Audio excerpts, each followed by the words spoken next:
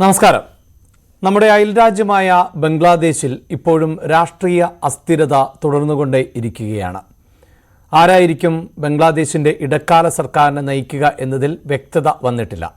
Mobile പുരസ്കാര ജേതാവ് മുഹമ്മദ് യൂനിസ് പ്രധാനമന്ത്രിയാകണം, ഇടക്കാല സർക്കാരിനെ നയിക്കണം എന്നുള്ളതാണ് പ്രക്ഷോഭകരുടെ ആവശ്യം. തത്വത്തിൽ അത് അംഗീകരിക്കപ്പെട്ടു എന്നുള്ളതാണ് വിവരം. അദ്ദേഹം ഇപ്പോൾ വിദേശത്താണ് ഉള്ളത്. ബംഗ്ലാദേശിലേക്ക് ഉടൻ തിരികെ എത്തും എന്നാണ് റിപ്പോർട്ടുകൾ. അതിനിടെ ഖാലിദാസിയെ ജയിൽ മോചിത ആക്കിയിട്ടുണ്ട്. ജമാഅത്തെ ഇസ്ലാമി ഉൾപ്പെടെയുള്ള പ്രതിപക്ഷ പാർട്ടികളെ അണിനിരത്തിക്കൊണ്ടുള്ള ഇടക്കാല സർക്കാർ രൂപീകരണത്തിനുള്ള ശ്രമമാണ് ഇപ്പോഴും തുടർന്നുകൊണ്ടേയിരിക്കുന്നത്. ബംഗ്ലാദേശിലെ സാഹചര്യങ്ങളെ ഇന്ത്യ അതീവ ഗൗരവത്തോടു കൂടിയാണ് നോക്കിക്കാണുന്നത്. പ്രത്യേകിച്ച് ബംഗ്ലാദേശ് എന്ന ഭൂപ്രദേശം തന്നെ ഇന്ത്യയുടെ ഉള്ളിൽ ഉള്ള ഒരു രാജ്യം എന്ന നിലയിലാണ്. ഏതാണ്ട് 4000-ൽ അധികം കിലോമീറ്ററുകൾ ആണ് ബംഗ്ലാദേശുമായി ഇന്ത്യ അതിർത്തി പങ്കിടുന്നത്. അതുമാത്രവുമല്ല, ഇതിൽ തന്നെ 1000 കിലോമീറ്ററോളം അതിർത്തി എന്ന നിലയിലുള്ള സെപ്പറേഷൻ അല്ലെങ്കിൽ വേലികൾ ഇല്ലാത്ത പ്രദേശവുമാണ്. അതുകൊണ്ട് തന്നെ പലായനം ഉൾപ്പെടെ ഇപ്പോൾ മതന്യൂനപക്ഷങ്ങൾക്ക് നേരെയുള്ള ആക്രമണം ഒക്കെയായി ബംഗ്ലാദേശിലെ ഈ അതിക്രമങ്ങൾ മാറിയിട്ടുണ്ട് എന്നാണ് റിപ്പോർട്ടുകൾ. അതുകൊണ്ട് കൂടുതൽ പലായനം ചെയ്യപ്പെടുവാനുള്ള സാധ്യത കൂടിയൊക്കെ മുന്നിൽ കാണുന്നുണ്ട്. ഒപ്പം രാഷ്ട്രീയ മാറ്റം അത് ഇന്ത്യയെ എങ്ങനെ ബാധിക്കും? പ്രത്യേകിച്ച് പാകിസ്ഥാൻ, ചൈന പോലെയുള്ള അതിർത്തി രാജ്യങ്ങളിൽ നിന്ന് വലിയ തോതിലുള്ള നുഴഞ്ഞുകയറ്റ ശ്രമങ്ങളൊക്കെ നേരിടുന്ന രാജ്യം കൂടിയാണ് ഇന്ത്യ. പക്ഷേ ബംഗ്ലാദേശ് അതിർത്തി കാലങ്ങളായി സമാധാനപരമായിരുന്നു. അത് വീണ്ടും സംഘർഷഭരിതമായാൽ ഇന്ത്യയെ സംബന്ധിച്ചിടത്തോളം വലിയ പ്രതിസന്ധിയാണ് സൃഷ്ടിക്കുക. പക്ഷേ അന്താരാഷ്ട്ര വിദഗ്ധർ ഉൾപ്പെടെ അങ്ങനെയൊരു സാധ്യതയില്ല എന്നാണ് അനുമാനിക്കുന്നത്. ഏഷ്യയിലെ ഏറ്റവും വലിയ സാമ്പത്തിക ശക്തിയാണ് ഇന്ത്യ. അതോടൊപ്പം തന്നെ ഏറ്റവും വലിയ സൈനിക ശക്തിയുമാണ്. ഇന്ത്യയെ പിണക്കിക്കൊണ്ട് ബംഗ്ലാദേശ് പോലെയൊരു രാജ്യത്തിനൊരിക്കലും സുഗമമായി മുന്നോട്ട് പോകാൻ സാധിക്കില്ല എന്നുള്ളതാണ് വിലയിരുത്തൽ. പക്ഷേ തീവ്ര ഇസ്ലാമിസ്റ്റ് ചിന്താഗതിക്കാരാണ് ഈ ഭരണത്തെ നയിക്കുന്നതെങ്കിൽ രാജ്യത്തിൻ്റെ വികസനത്തിന് അപ്പുറത്ത് മതത്തിൽ ഊന്നിക്കൊണ്ടുള്ള മുന്നോട്ടു പോക്കിനായിരിക്കും അവർ ശ്രമിക്കുക. അങ്ങനെയെങ്കിൽ ഇതൊന്നുമായിരിക്കില്ല സാഹചര്യമെന്ന മറുഭാഗം കൂടിയുണ്ട്. അതുകൊണ്ട് തന്നെ മറ്റൊരു രാജ്യത്ത്, പ്രത്യേകിച്ച് അയൽ രാജ്യത്തുണ്ടാകുന്ന സംഭവവികാസങ്ങൾ നമ്മളെ കൂടി പ്രത്യക്ഷത്തിൽ തന്നെ ബാധിക്കുന്ന സാഹചര്യമാണുള്ളത്. അതുമായി ബന്ധപ്പെട്ട വാർത്തകൾ ഇന്ന് വളരെ പ്രധാനപ്പെട്ടതായി മാറും. ഒപ്പം ഒളിമ്പിക്സിൽ വലിയ പ്രതീക്ഷയാണ് ഇന്ത്യ ഇന്നും പുലർത്തുന്നത്. പ്രത്യേകിച്ച് ഗുസ്തിയിൽ ഇന്ത്യ ഒരു സ്വർണം പ്രതീക്ഷിക്കുന്ന ദിവസം കൂടിയാണ് ഇന്നത്തേത് എന്നാണ് പറയേണ്ടത്. പക്ഷേ കഴിഞ്ഞ ദിവസം ഹോക്കിയിൽ നിരാശപ്പെടുകയാണ് ചെയ്തത്. ഇന്ത്യയുടെ വൻമതിൽ പൊളിച്ചുകൊണ്ടുള്ള വിജയമാണ് എതിരാളികൾ നേടിയത്. പക്ഷേ വെങ്കല മെഡലിനുള്ള സാധ്യത മുന്നിൽ നിൽക്കുന്നുണ്ട്. നീരജ് ചോപ്ര മെഡൽ ഉറപ്പിക്കുന്ന തരത്തിലുള്ള പ്രകടനം ആയിരുന്നു. പ്രത്യേകിച്ച് ക്വാളിഫിക്കേഷൻ റൗണ്ടിൽ ഒറ്റ ഏറിൽ ആണ് അദ്ദേഹം യോഗ്യത നേടിയത് എന്നതാണ് ഇന്ത്യയുടെ ആത്മവിശ്വാസം വർദ്ധിപ്പിക്കുന്നത്. മലയാളികളെ സംബന്ധിച്ചിടത്തോളം ഇന്നും ഏറ്റവും പ്രധാനപ്പെട്ട ദിനം ആയി മാറുന്നത് വയനാട്ടിൽ നിന്ന് ആരെയെങ്കിലും അധികമായി കണ്ടെത്താൻ പറ്റുമോ എന്നതാണ്. ഇനിയും 152 പേരെ കാണാനുണ്ട് എന്നാണ് സർക്കാരിൻ്റെ കണക്കുകൾ. അനൗദ്യോഗികമായ കണക്കുകൾ ഇതിലും ഏറെ ഉയരെ ആണ് എന്നാണ് പ്രദേശവാസികൾ, ജില്ലാ ഭരണകൂടം എല്ലാം പറയുന്നത്. നമുക്ക് വാർത്തകളിലേക്ക് വിശദമായി കടക്കാം. ഉരുൾപൊട്ടൽ ദുരന്തത്തിന്റെ 9ാം നാളിലും കാണാതായവർക്ക് വേണ്ടിയുള്ള തെരച്ചിൽ തുടരുകയാണ്. മുണ്ടക്കൈ സൂചിപ്പാറയിലെ സൺറൈസ് വാലി, സൂചിപ്പാറ വെള്ളച്ചാട്ടം, കാന്തൻപാറ വെള്ളച്ചാട്ടം തുടങ്ങിയ സ്ഥലങ്ങളിൽ വ്യോമസേന ഹെലികോപ്റ്ററിൽ വിവിധ സേനാ വിഭാഗങ്ങൾ ഇന്നും പരിശോധന നടത്തും. കെഡാവർ നായയെ കൂടി ഉൾപ്പെടുത്തിയാണ് സൂചിപ്പാറ മുതലുള്ള 6 കിലോമീറ്റർ പരിധിയിൽ തെരച്ചിൽ നടത്തുക. പ്രദേശവാസികൾ നൽകുന്ന വിവരത്തിന്റെ അടിസ്ഥാനത്തിൽ കിണർ സ്ഥിതി ചെയ്തിരുന്ന സ്ഥലത്ത് ഉൾപ്പെടെ ആഴത്തിൽ പരിശോധിക്കും. 152 പേരെയാണ് ഇനി കണ്ടെത്താൻ ഉള്ളത്. പുനരധിവാസം ചർച്ച ചെയ്യാൻ സംസ്ഥാന മന്ത്രിസഭാ യോഗം ഇന്ന് ചേരുന്നുണ്ട്. പൊതുമരാമത്ത് വകുപ്പിന്റെ ഒഴിഞ്ഞുകിടക്കുന്ന ക്വാർട്ടേഴ്സിലേക്ക് ക്യാമ്പിൽ ഉള്ളവരെ മാറ്റാനാണ് നിലവിലെ തീരുമാനം. വാർത്തയുടെ വിശദാംശങ്ങളുമായി ആദ്യം ചേരുന്നത് MG മിഥുൻ ആണ്. മിഥുൻ, 152 പേരെ കണ്ടെത്താനുണ്ട് എന്നതാണ് ഔദ്യോഗികമായ വിവരം. ഇതിനും അപ്പുറത്താണ് കണക്കുകളെന്ന് പ്രദേശവാസികൾ പറയുന്നുണ്ട്. പ്രത്യേകിച്ച് ഇതര സംസ്ഥാന തൊഴിലാളികൾ ഉൾപ്പെടെയുള്ളവരുടെ കൃത്യമായൊരു കണക്ക് സർക്കാരിൻ്റെ പക്കൽ ഉണ്ടാകില്ല എന്നതാണ് അവരുടെ കണക്കുകൂട്ടൽ. അതെന്തും ആയിക്കൊള്ളട്ടെ, പക്ഷെ 152 എന്ന സംഖ്യ കുറയുന്നില്ല. അത് ഔദ്യോഗികമായ കണക്കാണ്. അതിൽ ഒരാളെയെങ്കിലും കണ്ടെത്താൻ സാധിച്ചാൽ, ഒരു മൃതദേഹാവശിഷ്ടമെങ്കിലും കണ്ടെത്താൻ സാധിച്ചാൽ എന്ന നിലയിലാണല്ലോ തിരച്ചിൽ ഇപ്പോഴും തുടരുന്നത്. ഏതൊക്കെ മേഖലകൾ കേന്ദ്രീകരിച്ചുകൊണ്ടാണ് തെരച്ചിൽ? എന്താണ് വിവരങ്ങൾ?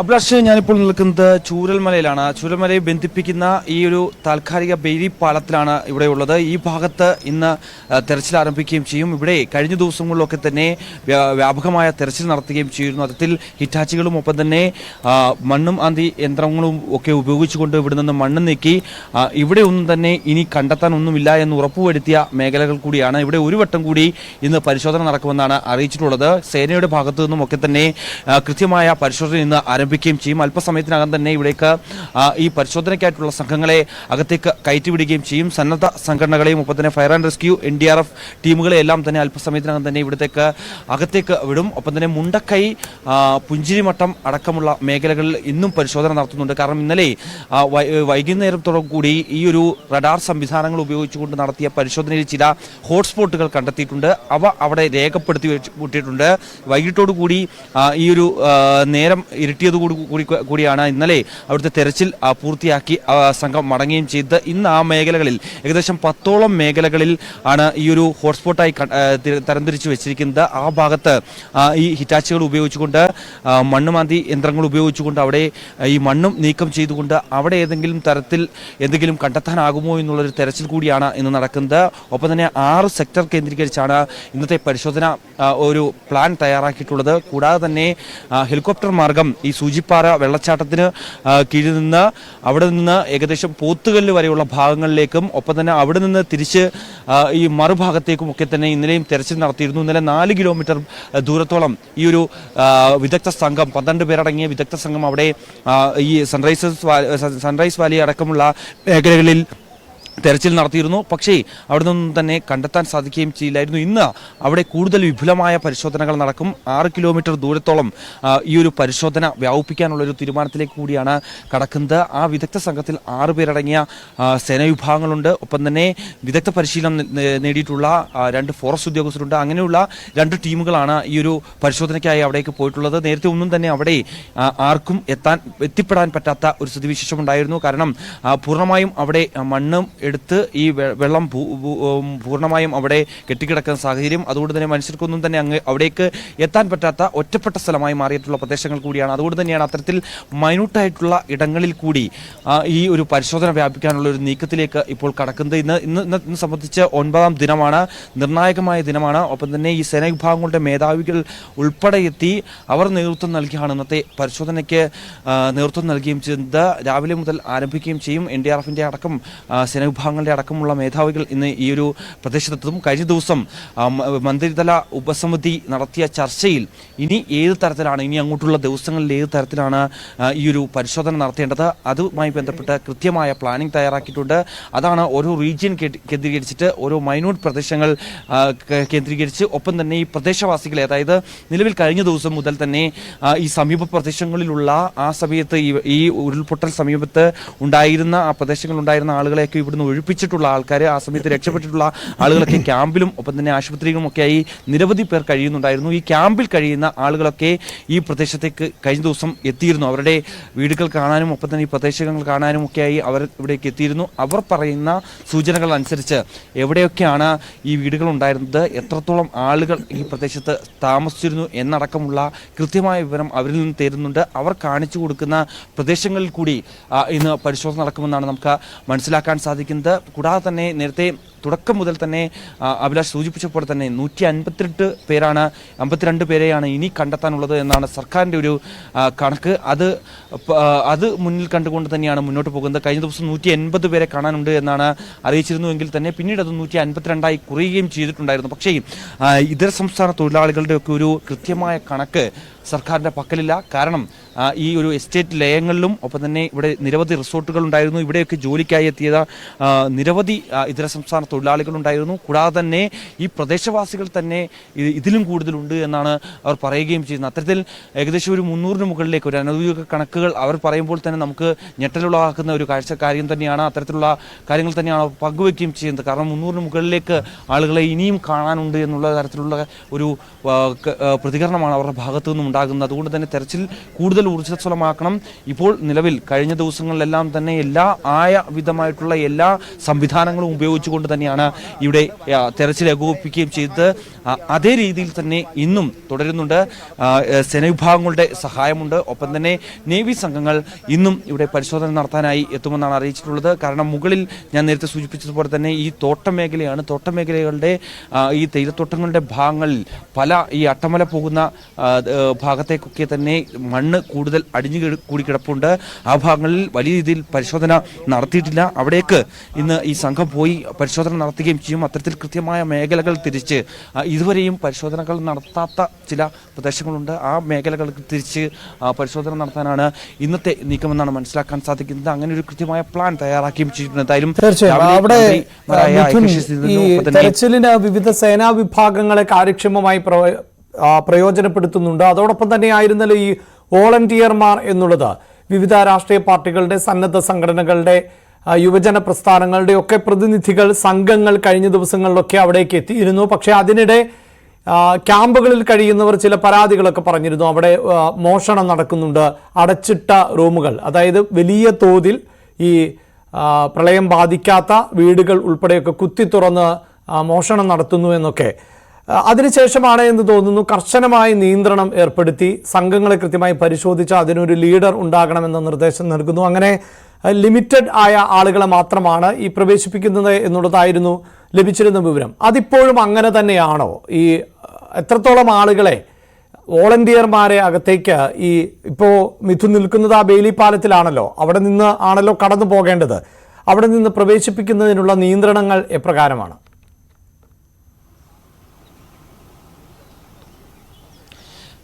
7 ദിവസം വരെ കൃത്യമായി എല്ലാ സന്നദ്ധ സംഘടനകളിൽ നിന്നുള്ള വോളണ്ടിയർമാരെ പൂർണ്ണമായും ഇതിനകത്തേക്ക് പ്രവേശിപ്പിക്കുന്നുണ്ടായിരുന്നു. പക്ഷേ കഴിഞ്ഞ ദിവസം മുതൽ 8ാം ദിവസം മുതൽ ഈ ഒരു രീതി മാറുന്നതാണ് നമുക്ക് കാണാൻ സാധിച്ചത്. വളരെ കുറച്ച് വോളണ്ടിയർമാർ മാത്രമാണ് അകത്തേക്ക് പ്രവേശിപ്പിക്കുന്നത്. കഴിഞ്ഞ ദിവസം DYFIയുടെയും ഒപ്പം തന്നെ യൂത്ത് കെയറിൻ്റെയും ഒപ്പം തന്നെ SKSFിൻ്റെയും മാത്രം പ്രതിനിധികളെ മാത്രമാണ് അകത്തേക്ക് പ്രവേശിപ്പിച്ചത്. അതും നിജപ്പെടുത്തിക്കൊണ്ട് വളരെ ചുരുക്കം പേരെ മാത്രമാണ് അകത്തേക്ക് പ്രവേശിപ്പിക്കുകയും ചെയ്തത്. അതിൽ ഓരോ ടീമിനെയും നയിക്കുന്ന വേണ്ടി ഓരോ ഫയർ ആൻഡ് റെസ്ക്യൂ ടീമിന്റെ ഒരു സംഘമുണ്ടാകും. ഒപ്പം തന്നെ പോലീസിന്റെ ഒരു സംഘമുണ്ടാകും. ഈ വനം വകുപ്പിന്റെ ഫോറസ്റ്റ് ഉദ്യോഗസ്ഥർ ആ ഒരു സംഘത്തിലുണ്ടാകും. സേനാ വിഭാഗങ്ങളുടെ അംഗങ്ങളും ആ ഒരു സംഘത്തിലുണ്ടാകും. അങ്ങനെ ഓരോ കൃത്യമായി ടീമായി തിരിച്ചുകൊണ്ടായിരുന്നു ഇപ്പോൾ ഈ ഒരു സാഹചര്യത്തിൽ കഴിഞ്ഞ ദിവസം മുതൽ പരിശോധന ആരംഭിക്കുകയും ചെയ്തു. ഒപ്പം തന്നെ വ്യാപകമായ മോഷണം നടക്കുന്നു എന്നുള്ള പരാതികളുണ്ടായി സമയത്താണ് ഈ വ്യാപകമായിട്ടുള്ള മോഷണ ശ്രമങ്ങൾ നടക്കുകയും ചെയ്തത്. അതുകൊണ്ട് തന്നെ 24/7 കൃത്യമായ പെട്രോളിംഗ് സംവിധാനം ഏർപ്പെടുത്തിയിട്ടുണ്ട്. ഇവിടെ പോലീസ് ക്യാമ്പ് ചെയ്യുന്നുണ്ട്. മുകൾ ഭാഗങ്ങളിലെല്ലാം തന്നെ രാവിലെ മുതൽ രാത്രി വരെ, അതായത് 24 മണിക്കൂറും കേന്ദ്രീകരിച്ച് ഇവിടെ പരിശോധന നടത്തുന്നുണ്ട്. ആ ഭാഗങ്ങളിലൊക്കെ പോലീസ് ക്യാമ്പ് ചെയ്യുകയും ചെയ്യുന്നുണ്ട്. അത്തരത്തിൽ ഉള്ള ഒരു പ്രശ്നവും ഇനി ഉണ്ടാകില്ല എന്ന് മന്ത്രിമാർ തന്നെ വ്യക്തമാക്കിയിട്ടുണ്ടായിരുന്നു. എന്തായാലും അത് കേന്ദ്രീകരിച്ചുള്ള അന്വേഷണങ്ങളൊക്കെ നടക്കുകയും ചെയ്യുന്നുണ്ട്. മറ്റൊരു പ്രധാനപ്പെട്ട കാര്യം, ഇപ്പോൾ നമ്മളിൽ കാണുന്ന ഈ പ്രദേശത്ത് നിരവധി വീടുകൾ, ഈ ഒരു പ്രളയം, ഈ ഒരു ദുരന്തം ബാധിക്കാത്ത നിരവധി വീടുകളുണ്ട്. ആ വീട്ടിലുള്ളവരൊക്കെ തന്നെ നിരവധി പേർ ക്യാമ്പിലാണ് കഴിയുന്നത്. അവരൊക്കെ ഇനി എന്ത് ചെയ്യും? ഇനി ഇവിടെ വന്ന് എങ്ങനെ താമസിക്കാൻ കഴിയും? കാരണം തങ്ങൾ കണ്ടുകൊണ്ടിരുന്ന ആളുകളൊന്നും തന്നെ ഇല്ലാത്ത ഒരവസ്ഥ. അങ്ങനെ ഒരു സ്ഥലത്ത് എങ്ങനെ തങ്ങൾ ഇനി താമസിക്കുമെന്നുള്ളൊരു ചോദ്യമുണ്ടായിരുന്നു. അവരെ കൂടി പുനരധിവസിപ്പിക്കുന്നുള്ള ഒരു പ്രഖ്യാപനം കൂടി കഴിഞ്ഞ ദിവസം മന്ത്രിതല ഉപസമിതിക്ക് ശേഷം മന്ത്രിമാർ വ്യക്തമാക്കുകയും ചെയ്തിട്ടുണ്ടായിരുന്നു. കൂടാതെ ഇന്ന് വൈകിട്ട് നിർണായക യോഗം ചേരുന്നുണ്ട്. ഈ സേനാ വിഭാഗങ്ങളുടെ മേധാവികളുമായി ഇന്ന് മന്ത്രിമാർ കൂടിക്കാഴ്ച നടത്തും, ഉദ്യോഗസ്ഥരുമായി കൂടിക്കാഴ്ച നടത്തും. കാരണം ഇനിയുള്ള ദിവസങ്ങളിൽ, കാരണം 9ാം ദിവസത്തേക്ക് അടുക്കുന്നു. ഈ കഴിഞ്ഞ ദിവസം മാത്രം 2 പേരുടെ ശരീരഭാഗങ്ങളാണ് ലഭിച്ചത്. അത് ചാലിയാർപുഴയിൽ നിന്ന് മാത്രമാണ്. ഇന്ന് ഇവിടെ ഈ ഭാഗങ്ങളിലൊക്കെ നടത്തിയ തെരച്ചിലിൽ യാതൊരുവിധ തുമ്പോ അല്ലെങ്കിൽ മറ്റു മൃതദേഹങ്ങളോ അല്ലെങ്കിൽ ശരീരഭാഗങ്ങളോ ഒന്നും തന്നെ കഴിഞ്ഞ ദിവസങ്ങളിൽ കണ്ടെത്താൻ സാധിച്ചില്ലായിരുന്നു. മുണ്ടക്കൈയാകട്ടെ അല്ലെങ്കിൽ പുഞ്ചിരിമറ്റത്താകട്ടെ അല്ലെങ്കിൽ ചൂരൽമലയാകട്ടെ അതല്ല അട്ടമലയിലാകട്ടെ, ഈ പ്രദേശങ്ങളിലൊക്കെ വ്യാപക തെരച്ചിൽ നടത്തിയിട്ട് പോലും അവിടെ നിന്നും തന്നെ ഈ മൃതദേഹങ്ങളോ അല്ലെങ്കിൽ ശരീരഭാഗങ്ങളോ ഒന്നും തന്നെ തന്നെ കണ്ടെത്താൻ സാധിക്കുകയും ചെയ്യില്ലായിരുന്നു. അതുകൊണ്ട് തന്നെയാണ് ചാലിയാർ പുഴയിൽ കേന്ദ്രീകരിച്ച് ഈ സൂചിപ്പാറ കേന്ദ്രീകരിച്ച് ആ വെള്ളച്ചാട്ടത്തിന് കീഴിലും പോത്തുകലിന്റെ ഭാഗത്തുമൊക്കെയായി ഹെലികോപ്റ്റർ ഉപയോഗിച്ചുകൊണ്ടുള്ള ഒരു പരിശോധന നടത്തണമെന്നുള്ളൊരു നിർദ്ദേശം എത്തിയത്. കാരണം ഒരു 18 പേരടങ്ങിയ സംഘം ഈ ഒരു സൂചിപ്പാറയ്ക്ക് നിന്ന് ഈ മറുവശത്തേക്ക് പോകുന്ന ഭാഗത്ത് നിന്ന് 2 മൃതദേഹങ്ങൾ കണ്ടെത്തിയിരുന്നു. വളരെ ദുർഘടം പിടിച്ച ഒരു സ്ഥലമാണ്, അവിടേക്ക് ആർക്കും എത്തിപ്പെടാൻ സാധിക്കില്ല. ഒരു കൊക്ക പോലെ, അതായത് റോപ്പ് ഉപയോഗിച്ച് മാത്രമേ അവിടേക്ക് ഇറങ്ങാൻ സാധിക്കുകയും ചെയ്യൂ. അത്തരത്തിൽ ഇറങ്ങിയ 18 പേർ അവിടെ കുടുങ്ങിപ്പോകുന്ന ഒരു സ്ഥിതിവിശേഷം ഉണ്ടായിരുന്നു. പിന്നീട് അവരെ ഈ ഒരു SOG ടീമിന്റെയും ഒപ്പം തന്നെ തണ്ടർബോൾട്ടിന്റെയും ഒക്കെ സഹായത്തോടു കൂടിയാണ് അവരെ തിരികെ അവിടെ നിന്ന് കരയ്ക്കേക്ക് കയറ്റുകയും ചെയ്തത്. അതുകൊണ്ട് തന്നെ ആ പ്രദേശത്ത് കൂടുതൽ മൃതദേഹങ്ങൾ ഉണ്ടാകാം. അത്തരത്തിൽ ഒരു മൃതദേഹം അവർ കണ്ടെത്തിയത്, അത് നമ്മോട് പങ്കുവെച്ച ഒരു കാര്യം പ്രധാനമായി അവർ പറയുന്നത്, ആ മൃതദേഹത്തിന്റെ കാൽപാദം മാത്രമായിരുന്നു അവർ കണ്ടത്. അതിനടിയിലേക്ക് മുകളിൽ ഈ കല്ലുണ്ടായിരുന്നു, ഒപ്പം തന്നെ മരത്തടികൾ അതിന് മുകളിലുണ്ടായിരുന്നു. മണ്ണും വീണ് ഈ മൃതദേഹം പൂർണ്ണമായും അടിയിൽ താഴ്ന്നു കിടക്കുന്ന സ്ഥിതിയായിരുന്നു. അത്തരത്തിൽ വളരെ പ്രയാസപ്പെട്ട ഏകദേശം 3.5 മണിക്കൂറോളം എടുത്തിട്ടാണ് ആ ഒരു മൃതദേഹം അവർ പുറത്തെത്തിക്കാനുള്ള ശ്രമം നടത്തിയത്.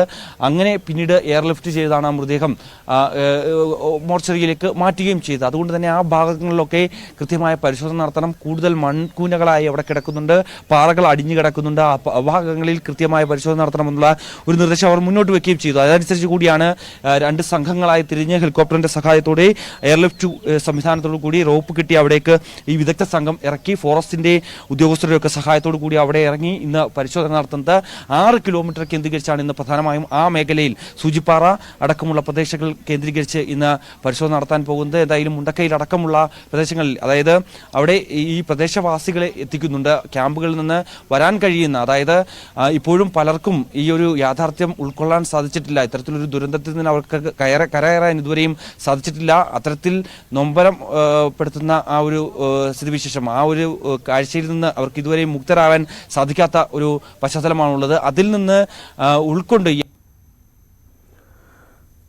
വയനാട്ടിലെ ദുരന്ത ഭൂമിയിൽ 9ാം ദിവസത്തെ തെരച്ചിൽ തുടർന്നുകൊണ്ടേയിരിക്കുകയാണ്. അവിടെ ഇന്ന് കൂടുതൽ സേനാ വിഭാഗങ്ങളുടെ കൂടി സേവനം പ്രയോജനപ്പെടുത്തുവാനുള്ള നീക്കം ആണ് നടത്തുന്നത്. പ്രത്യേകിച്ച് ഹെലികോപ്റ്ററുകളുടെ സഹായത്തോടെ എയർലിഫ്റ്റിംഗ് നടത്തിയാണ് ചില പ്രദേശങ്ങളിൽ എങ്കിലും, അതായത് ചൂരൽമലയിലെ തന്നെ ഉൾക്കാടുകളുടേതിന് സമാനമാകുന്ന പ്രദേശം, അല്ലെങ്കിൽ കൂടുതൽ ആളുകൾക്ക് പ്രവേശിക്കാൻ പറ്റാത്ത, കാൽനടയായി എത്താൻ പറ്റാത്ത മേഖലകളിലേക്കൊക്കെ എയർലിഫ്റ്റിംഗ് നടത്തി സേനാംഗങ്ങളെയൊക്കെ ഉപയോഗിച്ചുകൊണ്ടുള്ള ഒരു തെരച്ചിലിനാണ് ഇന്ന് നേതൃത്വം നൽകുക.